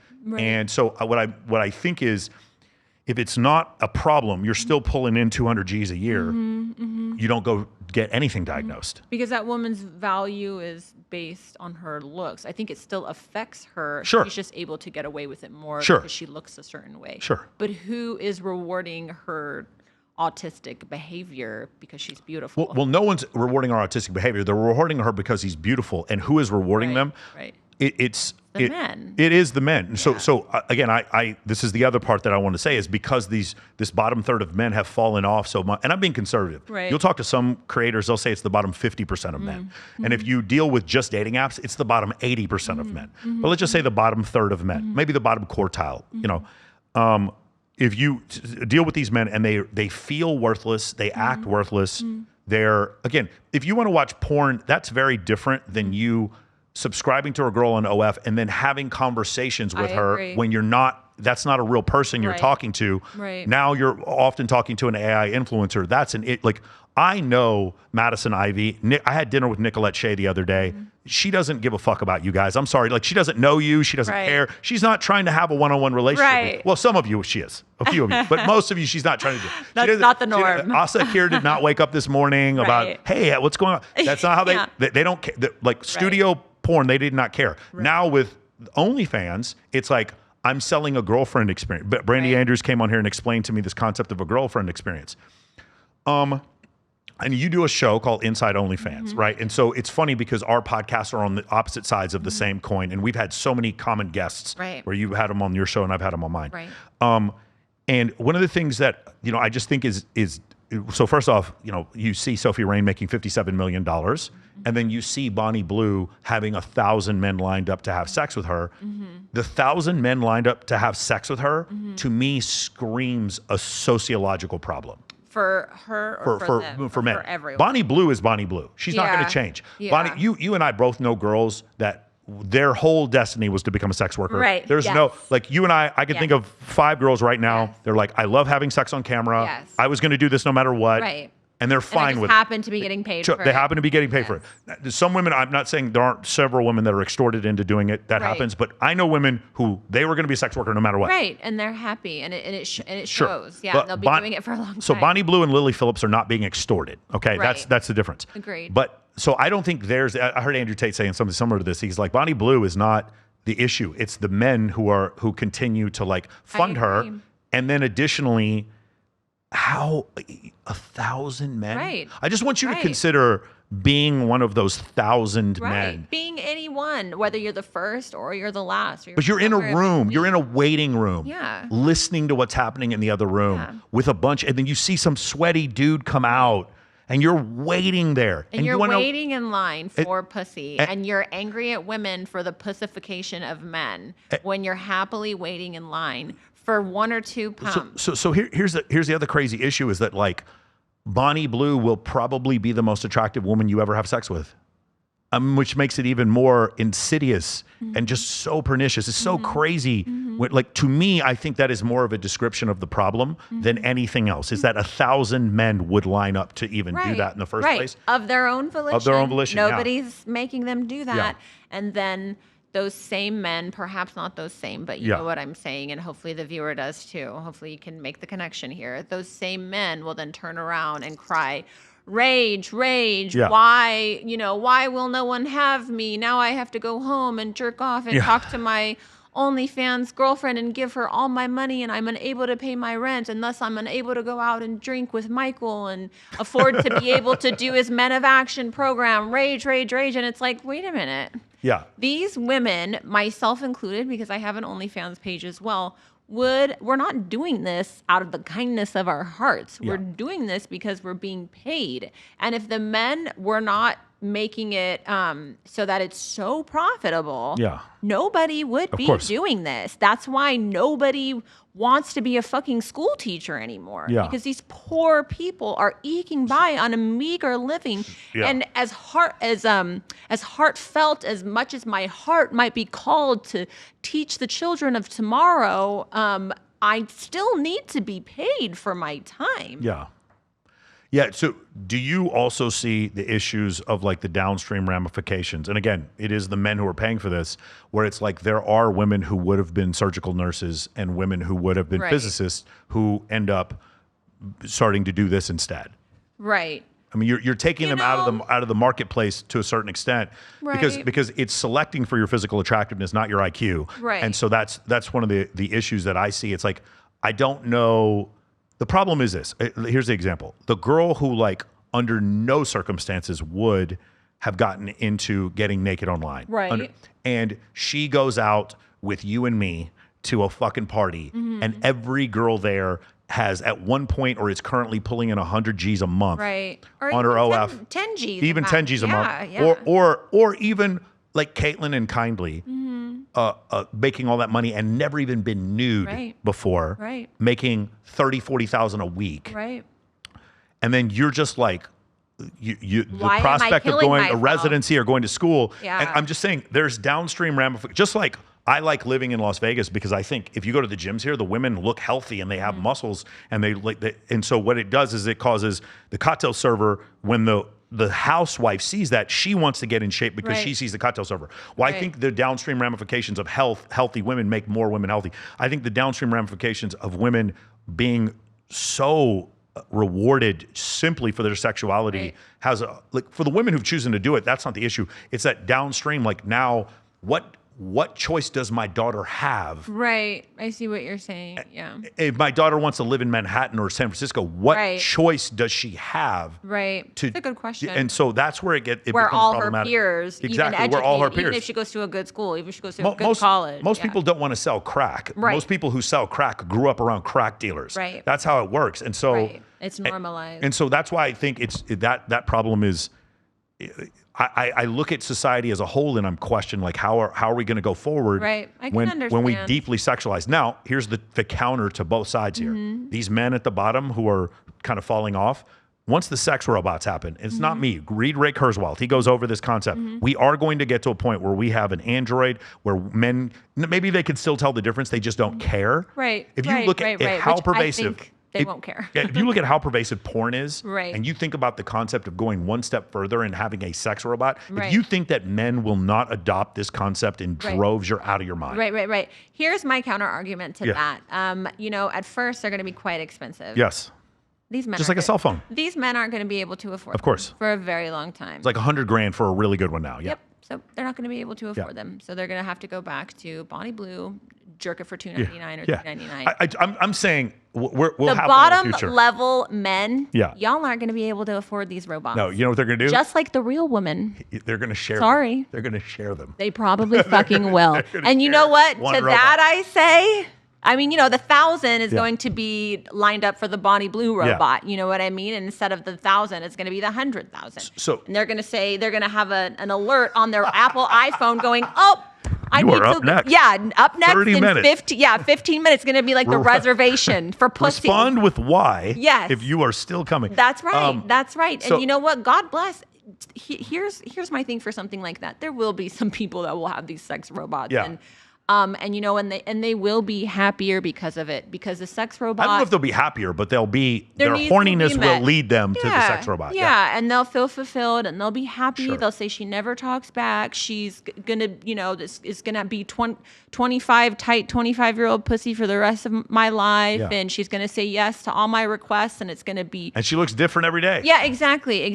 She's always in a good mood. She's never on her. There's guys listening to this right now, and they're like, "I want a sex robot." Yeah, they're excited for hearing this. And you know what? To that I say, those men should have that. Those men should be. I think it's inevitable. I don't think there's any other way around it. Yeah. I agree. We already have people talking to their grok therapist more than they're talking to other people. I have talked to, moving is hard. I have talked to ChatGPT trying to better understand my boyfriend and to also level out my own emotions around certain things and to remind myself, like, let's not personalize, that he left for work and didn't give you a kiss this morning. I'm like, he doesn't love me. And the ChatGPT is like, get a hold of yourself, woman, But it's, to that I say, if the sex robot is where you're going, then you should go there. I don't think it'll be this generation, and I don't think it'll be my next generation. Like if I have a child.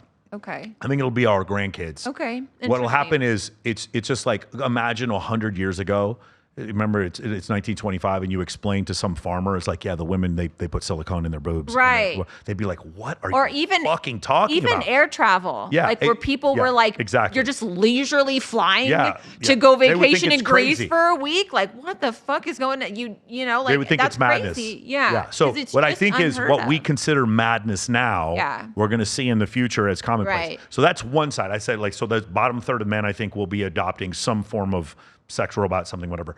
And I think what'll happen with is the AI influencer is also going to become extremely pernicious, and it will be some man who has control over 1,000 AI influencers. And what happens now is the girls at the top of the market are still going to do well. Right. But what happens is in sports, we have this thing called wins against replacement. Like, how good are you compared to a very average player, a replacement level player, one guy that we could get from the minor leagues or whatever.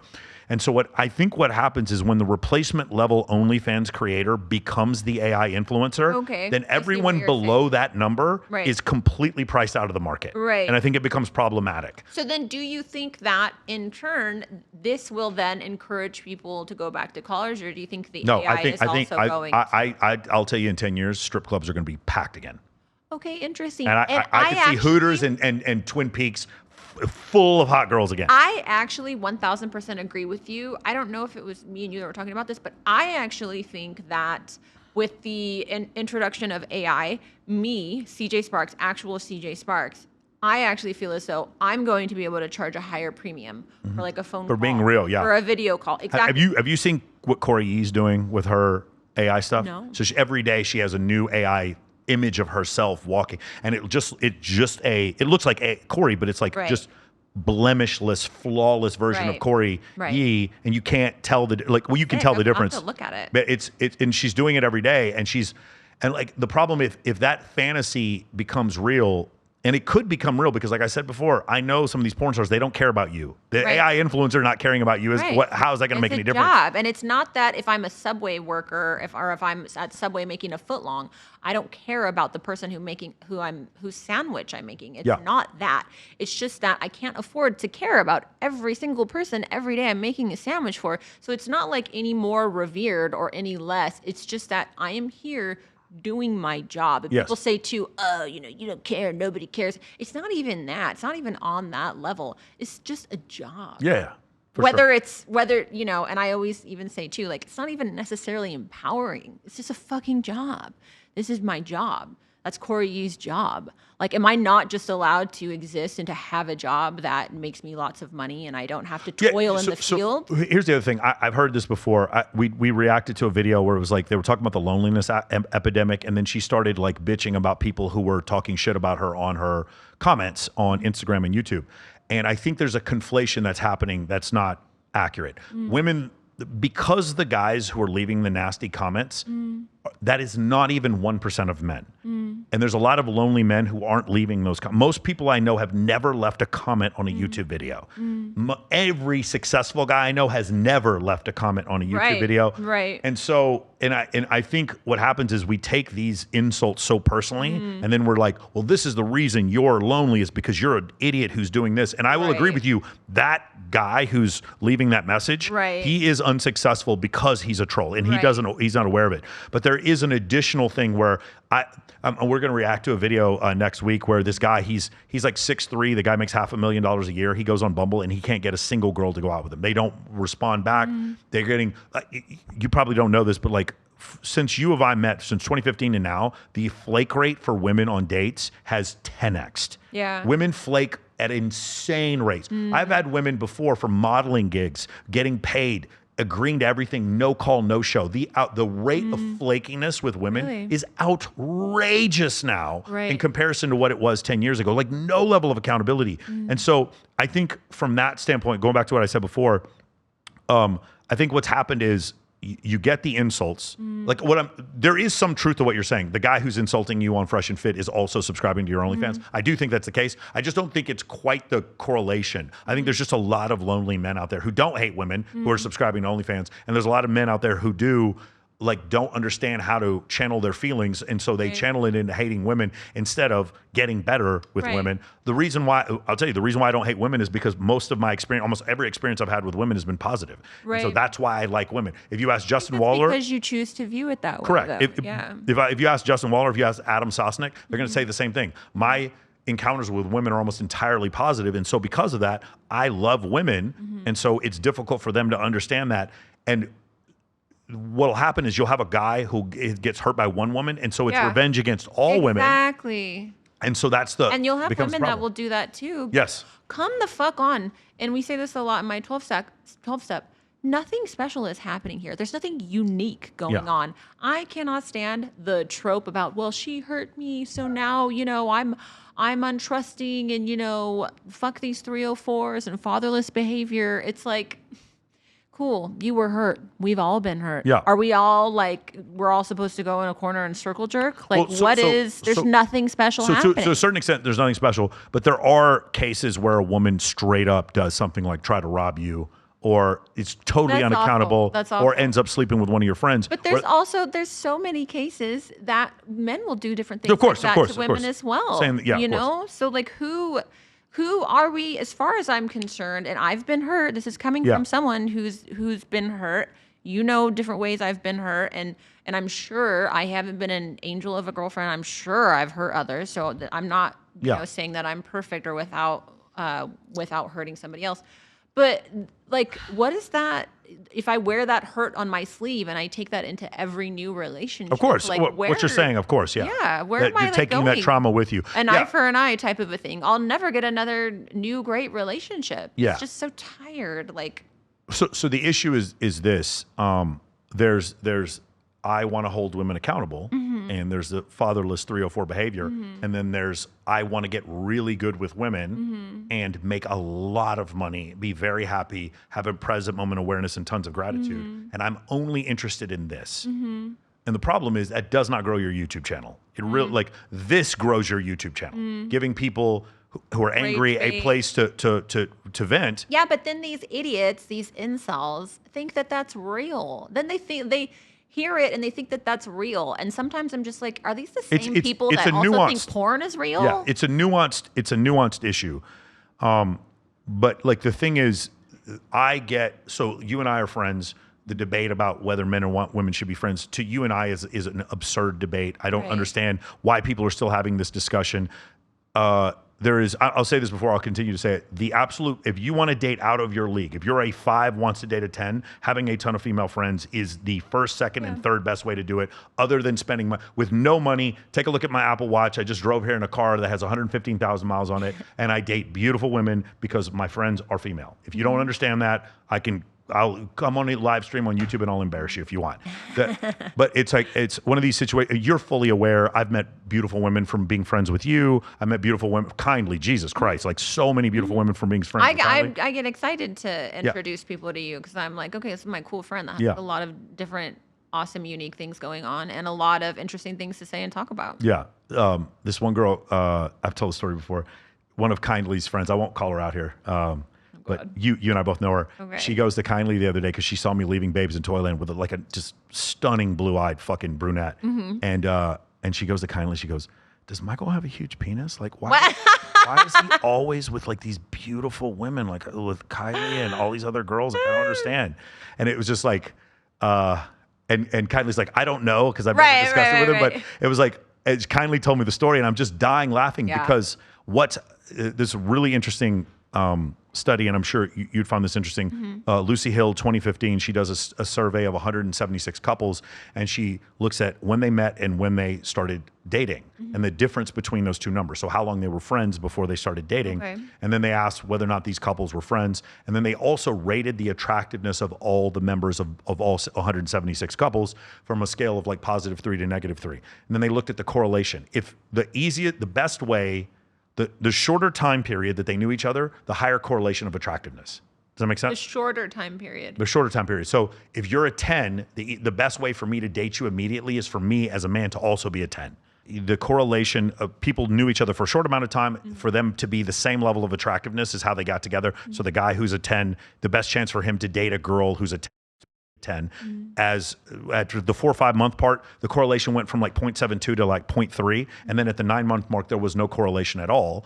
And so that is indicative of the reality that I've had being friends with you and Kindly and several other women, where I would meet a girl who was not physically attracted to me. I would know her. She would be in the scene because she would come to the teatro parties, Babes in Toyland, or some event that we'd have here in Las Vegas. And at a 9 month period, it didn't matter that she wasn't physically attracted to me. Right. She would all of a sudden be attracted to me because of other things. Right. And like I said before, one of my favorite things is to go out with a girl who clearly is not attracted to me in a social situation, and then I have an intellectual conversation with her. My ex, she told me one time the thing that won her over was then when I pointed out where Jupiter was, because I studied astronomy in college. And so now what's happened is something where I'm not physically attractive enough for her to put me in her standards. I am now, because I'm now in a familiar environment, and now she can see other aspects about me that allow me to date women that would be, quote, out of my league. And so that's the opposite approach of what many dating coaches are getting now, which is go up, be direct, be yourself. And it's like, no, dude, you're a fat weirdo. Like, no, you don't need to be yourself. You need to improve. And then it goes back to the other subject that we were talking about previously, which is there's got to be some middle ground between 304 fatherless behavior, and this is all women's fault, and then the other side, which is male loneliness epidemic only because of hateful incel, and it's all men's fault. The answer is somewhere in the middle, where it's like, where men need to be better and women also need to be more realistic. I would agree with that. Correct. So then it goes back to the whole idea where we have two people who are 5s, right? We have a male 5 and a female 5. The woman is going to claim that she's settling for this 5. Right. I had Homath on. He told a great story about this. He said he was talking to a girl and they were both friends.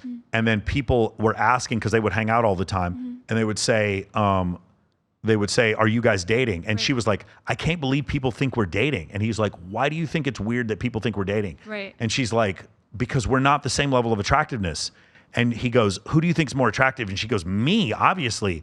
And he was like, she was not attractive. And she thought that. Yeah. And she was stunned that people thought that they were dating, because from a third party perspective, they're the same level of attractiveness. Okay. But from her perspective, because of the attention she's gotten on social media, she slept with the 10. Okay. He never called her back. This is the groupie for Machine Gun Kelly, sleeping with like 100 other women. Then she goes out with a ball player once or twice who's cheating on his wife with her. Right. Then she goes out with the guy who's the super wealthy personal injury attorney who like pretends to be her boyfriend for like 5 minutes just to get some sex. Right.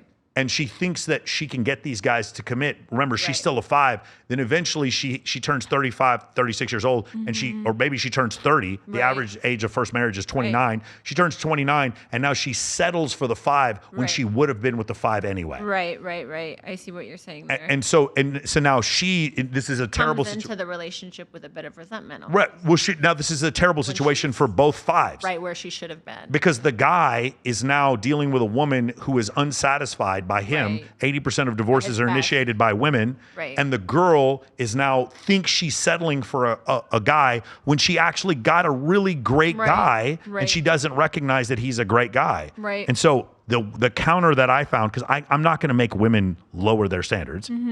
The counter that I found is what I try to explain to you, which is go back to the Lucy Hill thing. I have a bunch of female friends. Because I have a bunch of female friends, I'm surrounded by beautiful women. Some of them I'll know for a year or 2 years, and then all of a sudden, it's very frequently where it's like a girl who normally wasn't attracted to me, the Kindly story where she's like, does Michael have a huge penis? Why is it? Because that girl is not physically attracted to me and can't figure out why so many other women are, and it's triggering something in her mind. So this is the only answer I've come up with.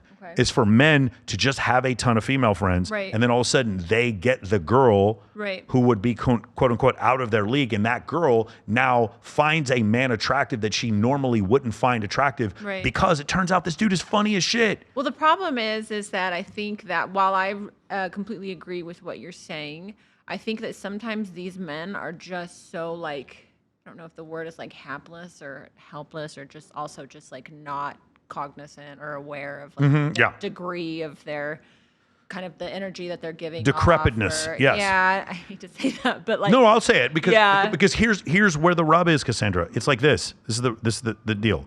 Mm-hmm. When we have a discussion about men, you're discussing them as if they are some monolithic group, and they are not. There's Right. high status men and there's low status men, and they have nothing to do with each other. Right. I have been the desperate 22-year-old who would sleep with anything that would be in front of me, Right. being broke as a joke, pulling quarters out of my car to pay for dinner. Right. I have been that guy. Right. And then I've also been the guy who has a pretty somewhat popular podcast, at least for this city, somewhat popular podcast, and dated a beautiful woman and had more beautiful women notice that I'm dating beautiful women, Right. and then having those beautiful women come out of the woodwork and ask me out on a date. I have Right. been on both sides of it, and I can tell you that one has nothing to do with the other. Right. So when we talk about do men cheat, when you ever see these videos on TikTok, all men cheat. No, all men you're interested in cheat who have high IQs, high earning, very tall, good looking men. Those men that you're choosing, those are more men. Are you're saying do taller, wealthier, better looking men, are they more likely to cheat? Yes, of course they are. But is the assistant manager at Whataburger more likely to cheat? And the answer is he couldn't cheat if he wanted to, and you didn't even notice him. And that's the reason why when we have this discussion about men, are we talking about high status men or are we talking about low status men? You know, I've seen, you know, this is not anything that I have witnessed firsthand, but I've seen, you know, we've seen the TikToks where it's a low status man cheating on a woman Sure. and really traumatizing. You Okay, know, so- right now, just to clarify, Yeah. we do have that Man of the Year trend going on with the Lorde, the song by Lorde where she's going Man of the Year, and No. it's like. It's really it's Man of the Year, meaning like it's the woman and then the picture of her and her boyfriend, and then next slide is a text message where it's like, I never really loved you. Yeah. This was just a facade. And then the woman's going, and it was my birthday weekend. And then everyone's like, oh, Man of the Year. Oh God, you know, so despicable. You know, and some of these men are not good looking men. These are not million-dollar men. So here's, because I get this, the whole Wizard Liz thing that just happened where she got cheated on. One has like 9 million followers. She got cheated on. Yeah. Very clear that like this is going to sound really horrible, and I know I'm going to get hate for this. She got cheated on because of what her expectations were in a man. Yeah. She had a man writing a book about her, about how much he loved her. Okay. If I was her brother, I'd be like, this isn't normal. He's going, a man who has any kind of options would never do this. Okay. He is going to cheat on you. But she couldn't see it because her feminist, not feminism, or I'm sorry, not femininity, but feminist view of how men should treat women was so unrealistic and disregarded reality that her getting cheated on was obvious to anyone else, but to her, she didn't see it coming. Right. Whenever I hear those women saying, I gave an ugly man a chance and he still cheated, there was something else going on. Okay. I promise you, he was funny, he was connected, he was charismatic. He may have been a narcissist and you found those tendencies to be attractive. There was something else going on because men can run several different plays in the playbook to make women attracted. Women cannot run several different plays. You guys have the 134 ISO up the middle. I'm really hot with big boobs. That is the one play you run. That's the winning play. That is the winning play. You guys go right up the middle. Slam dunk every nice ass, time. big boobs. Like that is the play you run, and men are like, she's hot. Like Yeah. that's it. Yeah. Whereas with as men, we have to run double reverse, run halfback passes, crazy triple option plays. There's so many different plays we can run. And so what I'm telling you is the guy, when you hear the woman say, I gave the ugly guy a chance, it was the ugly guy who used to have a hot girlfriend. It was the ugly guy who she saw do stand up at the comedy club. It was the ugly guy who had a Ferrari. It was the ugly guy who happened to be like freakishly tall. It was the ugly guy who had the artist wristbands at Coachella. Okay. It was the like I can come up with a million things. It was the ugly guy who had. But if the ugly guy is out there still getting laid, then I don't feel sorry for the men. No, you shouldn't feel sorry. You should. Yeah. What we're both saying is the same. Figure it out. What we're both saying is the same thing. Right. If you just put a ton of women in the friend zone, right, then you're the ugly guy who gets laid. Okay. That's the thing. Yeah. But like at the same time, women, when they're saying, I gave the ugly guy a chance and he still cheated on me, there are still other things there's parts you're leaving out of this relationship. Because I know there are. It's not, you did not give the ugly OnlyFans subscriber your fucking number and you started dating on him and he cheated on you. That is not what happened. You gave the less than attractive VIP host you met who had already dated 100 beautiful women before you. You gave him a shot and then he cheated. And then you're telling everyone, I gave the broken men epidemic, the what is it? The chopped man. I gave the chopped man a chance and he cheated. And I'm like, I promise you, you didn't just give the average guy a chance. Normal. Yeah. I went on a date with this girl the other day and I said, hey, most women don't notice most men, period. And she goes, that's not me. And I said, cool, tell me about our busser. And she goes, we have a busser? I was like, you didn't notice our bus. Like you happen to find me attractive for whatever reason, but you didn't notice our busser because your reticular activation system didn't even see him. And so because you didn't see him and that busser is less likely to cheat, you still think all men cheat. No, the men you notice are more likely to cheat. Correct. I remember I went on Saucecast one time and he goes, these men in Dade County, all they care about is Bugattis. And I was like, less than 1% of men in Dade County have a Bugatti. There's probably 12 Bugattis in all of Dade County. And you think all men cheat. Talking about, So do you see the how men this is that nuanced? that own Bugattis. Yeah. But in the same breath, so I hear you saying that it's nuanced, and what I'm also hearing you say is it's unfair, not to you because it works out in your advantage, but like what most men are saying, like this is nuanced and this is unfair. Well, let me also just tell you too, as a woman, let me speak to the women here. You don't want to be looking at all men. You don't want to be noticing all men. Of course, no, I agree. There's nothing wrong with it. Yeah. There's nothing wrong. What I'm saying is because usually women will feel the need to step in and qualify themselves, like your gal that you were on a date with. Yeah. Oh well, I'm not like that. I'm different. No, as a woman, you shouldn't be. Again, I fucking the busser. Sorry to the busser out there if you're watching, sir, but you should not be. You should have standards as a woman. You should not acknowledge every fucking man that breathes in your direction. I would want my daughter to be with a good-looking man who's wealthy enough to take care of her. Thank you. Of course. Thank you. I totally. It's not your daughter. It's not wrong. It's Darwin. Which goes back to our original discussion about natural selection. These proclivities exist and we're not getting rid of them. Men will like women with a small waist and a fat ass. Women will like men who are wealthier and funnier. And men taller. Will always say, if I was a woman, I'd do it too. Typically referring to something like OnlyFans, stripping, whatever, what have you. If I was a woman, I'd do it too. Yeah, you fucking would, listen, and you're just mad because you can't. This gets a lot of people mad. I don't think that OnlyFans or prostitution or whatever sex work is a moral choice, but it is a rational choice. Yeah. It is a rational choice. I do understand rationally how you would forego 6 years of school to be a surgical nurse to make $150K in order to make $300,000 a month doing OF. I get it from a rational standpoint. I do understand that concept. So here's the thing. We've never talked about this before, and I know this is kind of off the subject, but since the point you started your sobriety, did you ever fall off at any point? When I was getting sober, wow, that was a 360.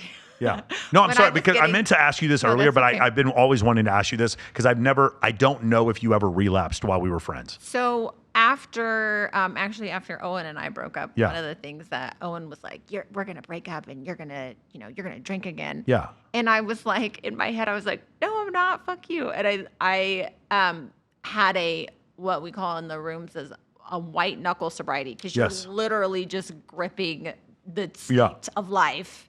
So we call it a white knuckle sobriety. And I wasn't doing like the AA 12 steps or anything like that. I didn't have a support system, and I was just doing it in that relationship because we had talked about, listen, if you keep drinking, he used to call me Wolverine.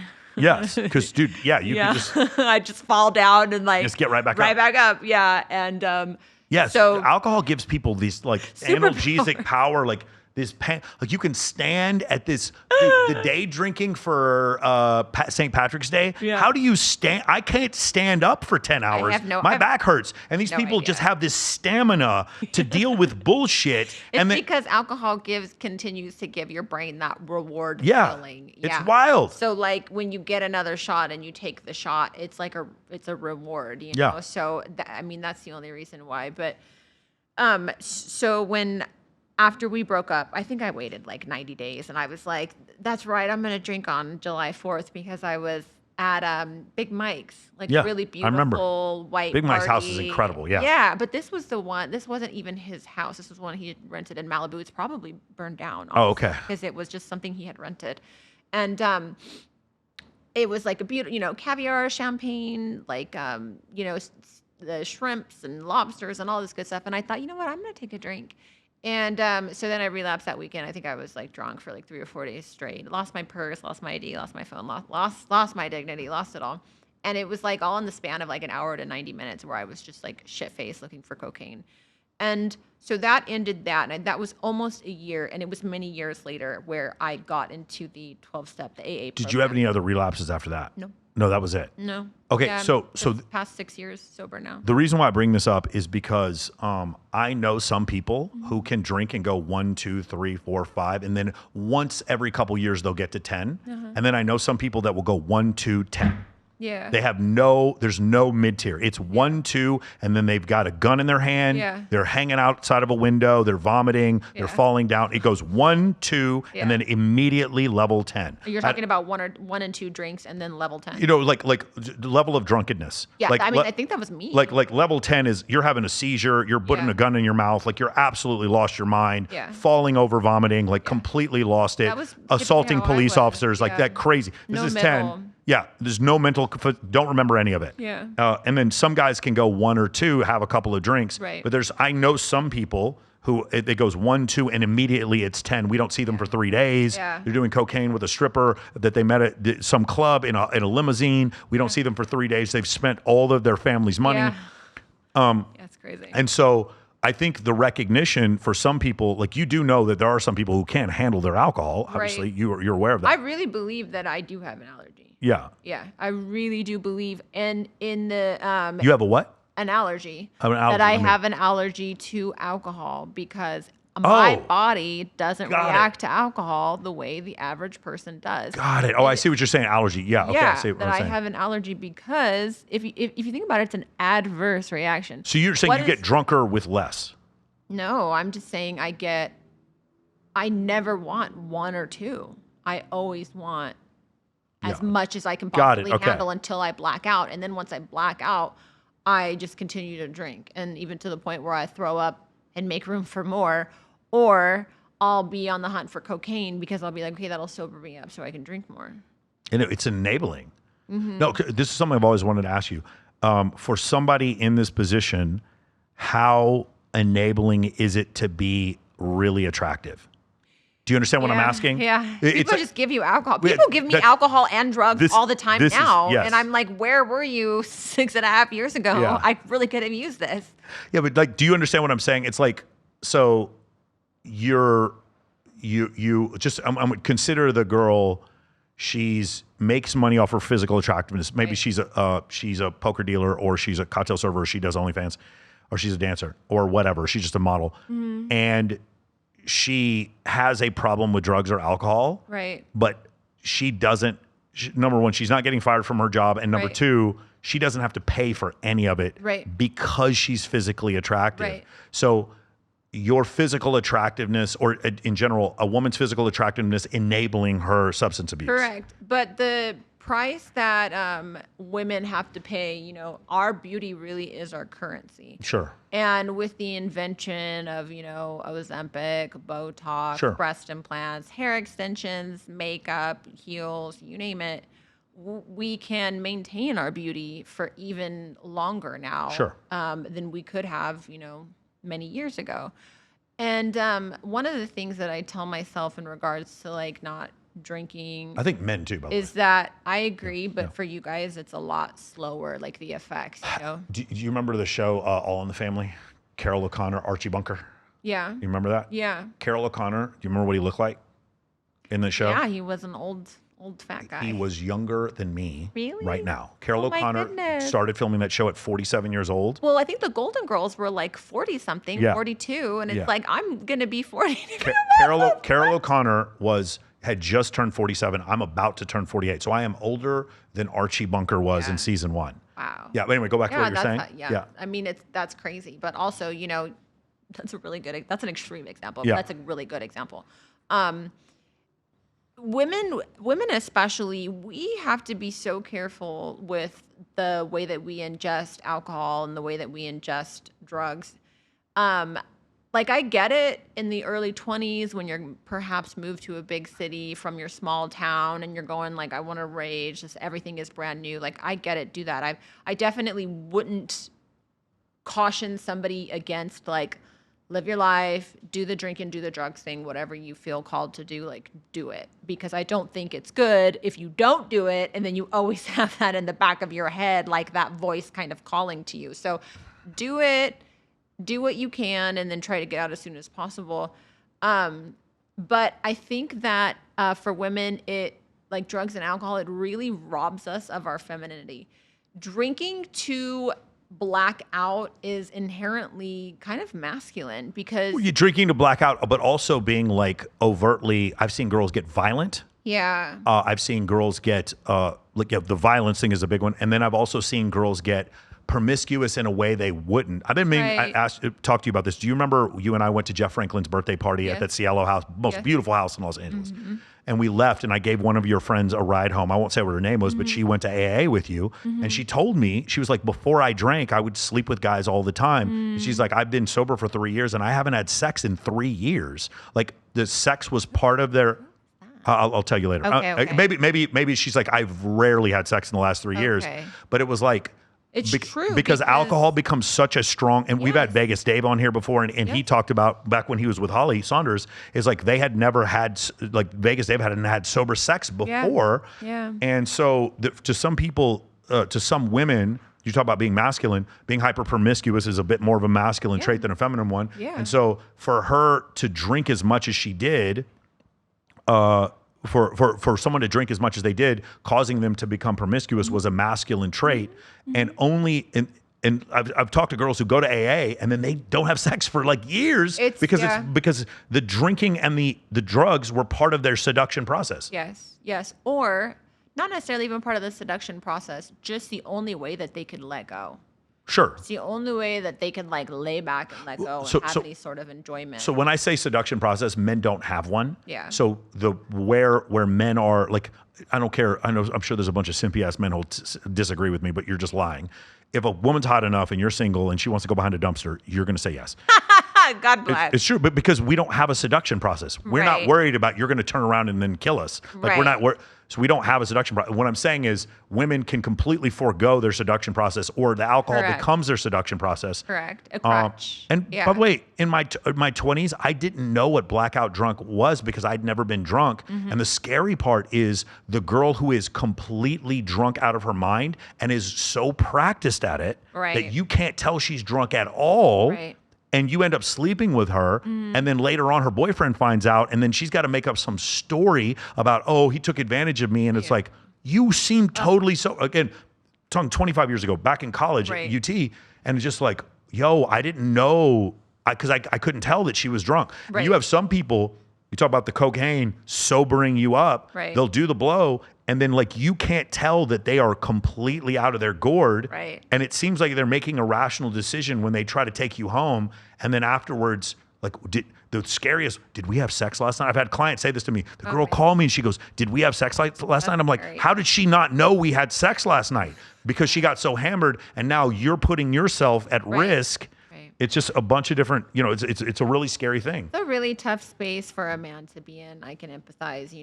I'm not a mother, but I hope to be a mother one day. And I couldn't imagine having like my young son who's out in LA, out in Vegas, and I'm proud of him for the most part. I'm thinking I'm a realistic mom in this setup here. So, I'm thinking he's going out and doing his thing. But for the most part, I'm really proud and I'm excited what he's out there building.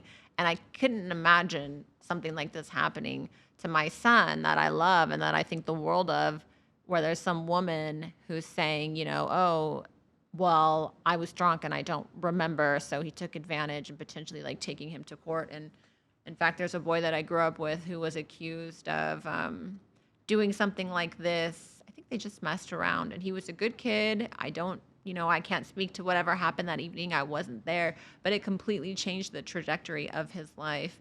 And what we learned years later was that the girl was seeing someone and that she was embarrassed because it's so they had frequent. messed around. Yes. And she had brought charges against him, and it changed the trajectory of his life. He went to jail, and very sad. The reason why is because the boyfriend, I can almost guarantee you said, you press charges or I'm breaking up with you.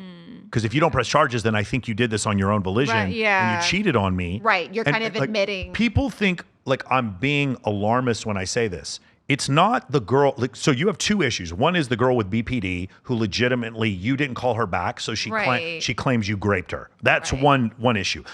We're talking less than 5% of women. That does happen. We're talking Amber Heard, shit on the bed, made up things about getting hit when she wasn't hit. Right. Okay, that's Amber Heard. There's a second type of woman who's fully rational, but like has way too much to lose in the relationship. Right. Unhappy relationship, but lives with her boyfriend. Boyfriend pays for everything, all this kind of stuff. And then it comes out that she had sex with the dude or had a threesome with the dude. Right. And then goes back and like her only recourse is to say, he took advantage of me. Right. And then she thinks that's the end of it. It's like, well, he took advantage of me. But like, I'm not going to hang out with him. Let's not hang out. And then the boyfriend's like, no, you got to go to the cops. And now she's screwed because she's made the whole thing up. Right. And I have a client, this has happened to. He had text messages between him and the girl proving that were in a sexual relationship before she started dating the other guy. And he had a camera in his house in the living room showing that she, of her own volition, came in and of her own volition left. Right. And so now she's screwed, and so she has to like say he did this thing, but she can't go to the cops. But she's only doing it to maintain a relationship where she cheated. That's a really tough space. But I'm saying it's real. You can't act like the believe all women thing. When guys are like, I don't believe all women. I don't believe. I have cousins I don't believe. Right. I have people I'm related to I don't believe. I don't believe all women. I believe people who are to tell the truth. But the idea that I'm going to believe all women when I just gave you two legitimate, rational reasons why women would lie about SA, and they would. The majority of women, the majority of the time, are not lying about SA. Okay, I'm not saying that. But there are reasons why it very much could happen, and why I tell all my guy friends, all my clients, do not leave lascivious messages with women in text. You can tell them the lascivious stuff in person or on FaceTime, and have a camera in the common areas of your house, not in the bathrooms, in the common areas of your house. It is totally rational and reasonable, and under the law, you have the right to do so. If you do those things, and you never pour women's drinks. Women pour their own drinks. You do not pour women's drinks. You do those three things, you don't have this problem. Right. It's so unfortunate. It is, I mean, in that respect, it's a tough time to be a guy in that respect, because as a man, you know, you guys are driven by sex. That's like the ultimate goal for the evening or for whatever, for the weekend or whatever. And as a man in that moment, you're thinking, yay, you know, I got the thing, like whatever. Like there's nothing wrong with being excited for sex, for some good sex. Dude, with the a woman validation for men for sex, Yeah. I can't even, like, I think you kind of understand, but I don't, like, unless you had this level of testosterone, I don't think you understand, like, what it does to them. There's dozens of studies, men's self-esteem increasing with more casual sex, and women's self-esteem decreasing with more casual sex. Is that a double standard? Am I saying that men need to go screw a bunch of women? I am not saying that. But it is still a fact. Even though it is a misogynistic, biological double standard, if that's what you want to call it, it's still true. I mean, why does it even have to be misogynistic? Because a lot of women don't like the idea that men's self-esteem goes up when they have more sex and women's self-esteem goes down. But that's so silly. Like, it's just something that we should just know about ourselves. And also, if we don't understand as women now that we are able to harness men's desire for sex and ultimately have it work in our favor, hello, OnlyFans, then what? And why would I be upset about a man's need for sex? And as a man, it benefits me. And as a man, hearing what she just said and recognizing the opposite of that, meaning you need to control your necessity for sex so that you don't get leveraged and manipulated, then that's also the thing you need to recognize as well. MOAmentoring.com if you guys are having trouble with that. Yeah. That's essential. Control yourself. There is, and I wish I could speak for all women when I say this, but I cannot. I am just one. There is nothing wrong with a man's need, desire for sex. There's nothing wrong with that. It's completely natural. Yeah. There's nothing wrong. There's nothing like inherently bad about a guy wanting to get laid. But for some reason, as women, we kind of have vilified that need, for that. Of course. But we should just understand. If you're a woman, you got cheated on, I understand why you would vilify that need. That makes sense. Right. But like a man's need for sex and a man cheating because he like couldn't control himself and he just had like some sort of an outburst where he like followed a juicy pussy next to a trash can or whatever, like what you were saying earlier. I mean, that's disgusting. Like, have a little fucking bit of self-control. Again, if she's hot enough and the dumpster is hiding us from view, but that we're going to disagree. A man who is ruled by his penis, by his desires, and cannot exercise control is disgusting in a weak man and completely undesirable. But for a man. So here's the problem. Well, I agree with you for the first part, not the second. I know plenty of men who do this and are very desirable by women. Machine Gun Kelly had no ability to control his sexual urges. Would have sex with like a friend of ours was one of his groupies. He'd have sex with 30, 40 women in a night, and Megan Fox still chose him. I agree with you on the first part. I don't agree with you on the second part. That's fair. That's very niche. Yeah. You can do that if you're Machine Gun Kelly. Yeah, but no, there's a lot of guys. You can do that if you're the billionaire Arab guy who lives in Los Angeles too. You can do that. That's super niche. But for the average man that's trying to just get a girlfriend, the average guy who's going, well, why won't anyone pick me? I'm a good guy. Like, you have to have some self-respect. I think meander off when you see a hot girl. I think relationships are very transactional in the beginning, and a man has to do things for a woman to notice him, and those things aren't necessarily just rescuing animals, like being a good guy. The man should be. You guys are the conqueror. We're sitting here talking about testosterone. You guys are the ones. Sure. That you are the hunter-gatherers. You guys, men, talk about, well, we need to. We're men. We have all this testosterone. We have a need to conquer, and we have a need for X, Y, Z. That's why we want all these women. Then go build something. Then go establish yourself. Go conquer the workplace. It's the discussion of the monolithic man. Again, some men provide nothing to the world and want the hottest girls, and some men do nothing but provide, don't even consider women, and women throw themselves at them. Okay, both things are true. The thing is, these men have nothing to do with each other. That's the difference between high status men and low status men. One last thing, because we've been going for a long time. I had, by the way, for those of you who are wondering, I had 140 questions ready for CJ. So basically, I obviously CJ is one of my best friends, so I know a ton about her. But I went and had ChatGPT go through her last 8 interviews, come up with summaries, and then give me 140 questions. 70 regular questions and 74 specifically my podcast. And then I picked the best 50, and we've gotten through 4 of them. Just want to let you know that's what we did. Shout out to ChatGPT. It's called the Video Summarizer add-on. You guys should use it.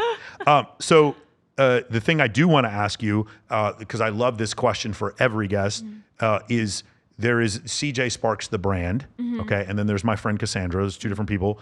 What is the most misunderstood thing about you think that's out there? Most misunderstood thing about you? I think that people see CJ Sparxx and they're just like, oh, CJ's presumably very one-dimensional, and she probably doesn't have much going on in the way of anything outside of. I'm going to say this: most men. There are a lot more funny men I know than funny women. Yeah. You are a funny woman. Like you are. You know what I'm talking about. There's a lot of women who are very vapid. I feel like I have super pretty, and they're just not funny, but they think they're funny. You are, like, if you had chosen to do stand-up, I think you would be able. I appreciate. Actually, I've had a couple friends tell me that. I think it's such a nice compliment. Yeah. And I really appreciate that. I do think I have, so I do think I have a personality, and I do think it's because I don't feel as though I was necessarily born good looking. I feel like I had to face some adversities growing up because just growing up in a small town. I can relate to this, yeah. Yeah, and I always felt like the one thing that I started drinking over is because I just always felt like I was outside of the cool group, and I was always just a few steps behind everyone else. I always felt like everyone had a playbook or a manual to life, and I just didn't have it. And so I struggled a lot internally. And, I was super flat-chested growing up, didn't have any boobs, and everyone got their boobs. Maybe that's the reason why, me. like, you and I connected so much, because I really considered myself incredibly unattractive in high school and college. Yeah. And I had these little tiny T-Rex arms, right, like and these narrow shoulders. I'm sure you weren't that unattractive, and I don't like to say like, oh, I was unattractive, but I had to kind of build my confidence a little bit later on in life. It wasn't just handed to me, and it sounds like that's what you're saying as well. You got more attention from men in your 30s than in your 20s. 1,000%. And I've got more attention from women in my 40s than at any other point in my life. I'm living my best life. I'm in like a really healthy, wonderful relationship. In my 30s, way more than in my 20s.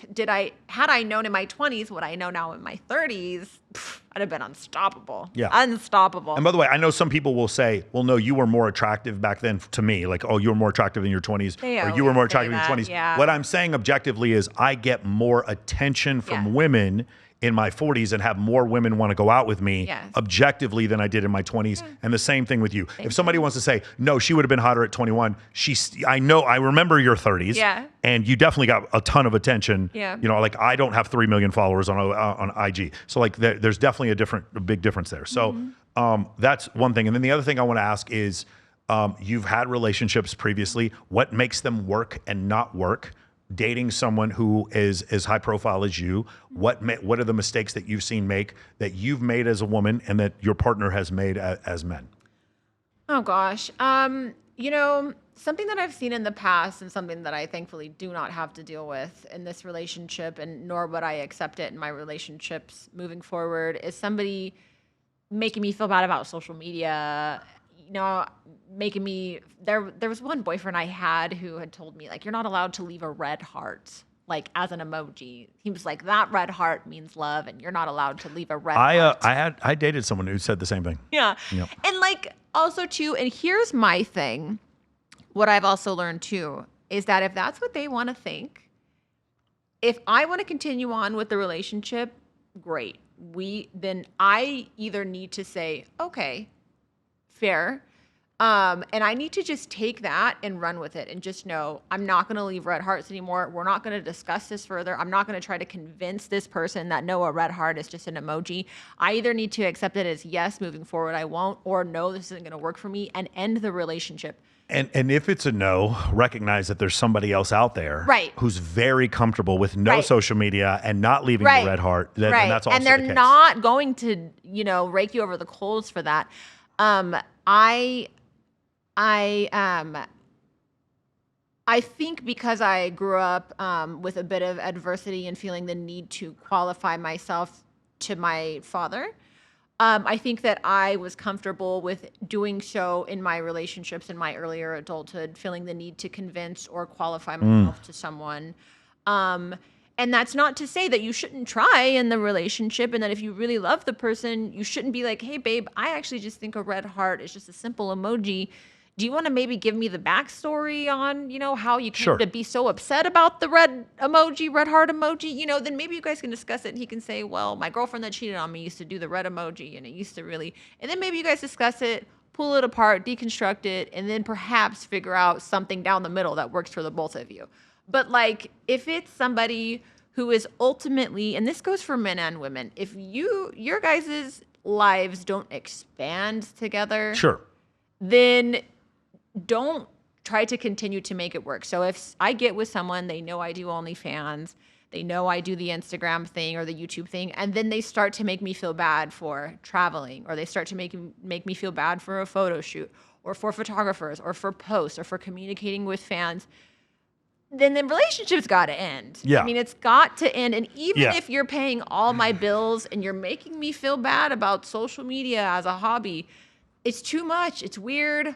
I'm not going to stick around and try Right. to convince that person that their way is wrong and my way Yeah. is right. Because they're also, and this is what I've learned as I've gotten older, they're entitled to their opinion. And there are people out there, like all of Islam, there's men who tell women what to wear, and there's women who are very, very, regardless of what feminists believe, there are women who are very happy They're fine with being it. married to a Muslim man.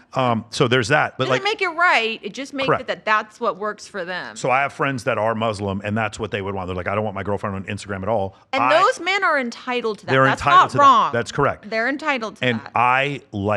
I'll just be honest, you know this about me. I tend to date girls who would be in a bikini competition. Right. Like at least look like they would. Right. And I tend to date girls who like women also. And Right. because of that, I don't mind that they're on Instagram, and I don't Right. mind that they're on that they're in a bikini. The Right. difference with me is that the sanctity of our relationship is my girl. Like, I don't expect women or I don't expect men to not hit on my girlfriend. If I'm dating someone, she's probably insanely beautiful. So I'm used to men hitting on the girl, like leaving her messages, whatever. It is her job to protect her mouth, her boobs, her butthole, and her vagina from other dudes Right. touching that. Right. That is the sanctity of the relationship.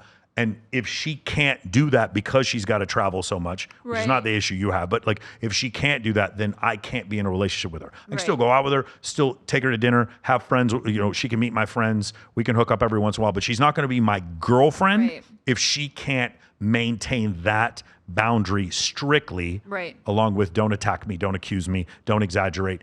You can ask me how I feel. You can never tell me how I feel, and you have to support my work. That's a good one that Yeah. you say that I like. Yeah, you can. That's a big one, man. It's like, Yeah. you just like that girl more than me. I was like, you can Yeah. ask me if I like her. Right. You cannot tell me I It's like her. such a good one, and that is in line with like communication. You know what I'm relearning in my current state of life is like you really have to talk about stuff, and I almost feel so bad saying that because sometimes you're gonna talk about things and it's going to be uncomfortable because you might really be talking about kind of something that's a big deal, or for whatever reason, maybe what you're talking about isn't a big deal, but it's went unsaid for so long Sure, of that course. it's kind of becoming a big deal. Yeah. So That's passive aggressive. yeah, of course. yeah. And I am learning that it's so easy to talk about things in the beginning before they get to be a big deal. It definitely does get harder if you don't address it. Yeah. If you So better yeah. to address it early on. And also what I'm learning too is that if I feel bad or embarrassed to talk about certain things to my boyfriend or to whoever I'm dating, then that's probably not the person that I should be dating. So once again, it falls on me, my responsibility. If something bothers me, like what you're saying, I have to talk to the person I'm dating and say, I feel this way about this. How do you feel? That's so great that you say, I feel this way about this, rather than saying you did this. Yeah. That's where communication breaks down, and that's Yes. where the arguments stop. You Yes. can ask me how I feel, and you can always tell me how you feel, because you're not wrong there. Right. You can't fucking tell me how I feel. Sorry, I'm a little Right. triggered here. You can't fucking tell me how I Right. feel. That drives me crazy when people do Right. that shit. So Right. that's or you always. you always. You well, that's always. exaggerate. I hate Well, that's that. what I'm saying, Nobody exaggerate. always does anything. Yeah. You always, like what you just said. Yeah. Ooh, that triggers me so Yeah. bad. That's You why- always. Nobody always does anything. Take When this out of your vocabulary. When people are losing arguments, they use hyperbole and exaggeration, and that's when Right. always, every time, that kind of right. stuff. You always. Because there's nowhere to go. It's like when two countries are at the brink of nuclear war and they cut off communication with each other. Right. There's nowhere to go. When two people are having a conversation and you start exaggerating, we're not having a real conversation Right. anymore. There's nowhere for us to go, so Right. it just spills out into And like how anger. about if I always do this and you've taken however long to come Tell at me, me yeah. about it, then you must like it. Yeah. If I'm always you- doing this, you don't even get to tell me This is anything about it. This is the hardest thing, dude. These guys who think they're avoiding confrontation and it makes them a good makes them a good person. It makes you a fucking liar. That's all it Yeah. does. And when you avoid confrontation, you create conflict. Yeah. That's all you do. It builds resentment. Yeah. Yeah. Yeah. CJ, where can we haven't even talked about Inside OnlyFans at all. Where can everyone find you, CJ? Oh, my Instagram, CJ Sparxx, CJSPARXX. My OnlyFans, it's CJ Sparxx. I think it's just that as well. I haven't looked at the URL in a minute, but you can literally just Google my name, CJ Sparxx, and all of my socials come up. CJSPARXX. My podcast, Inside OnlyFans. I'm on YouTube. I'm doing my YouTube and my TikTok. Those are my pet projects coming up currently. So I'm everywhere. I'm everywhere. Just Google me and you'll get all different access. There you go. All right, guys. Thank you guys so much for joining us. I want to keep this up, keep it going. I'm really happy to be doing this podcast again. This is one of my favorite things to do, and I had gone away for about 8 months, so I'm doing this. Got another great guest coming up next week. We will see you all next week.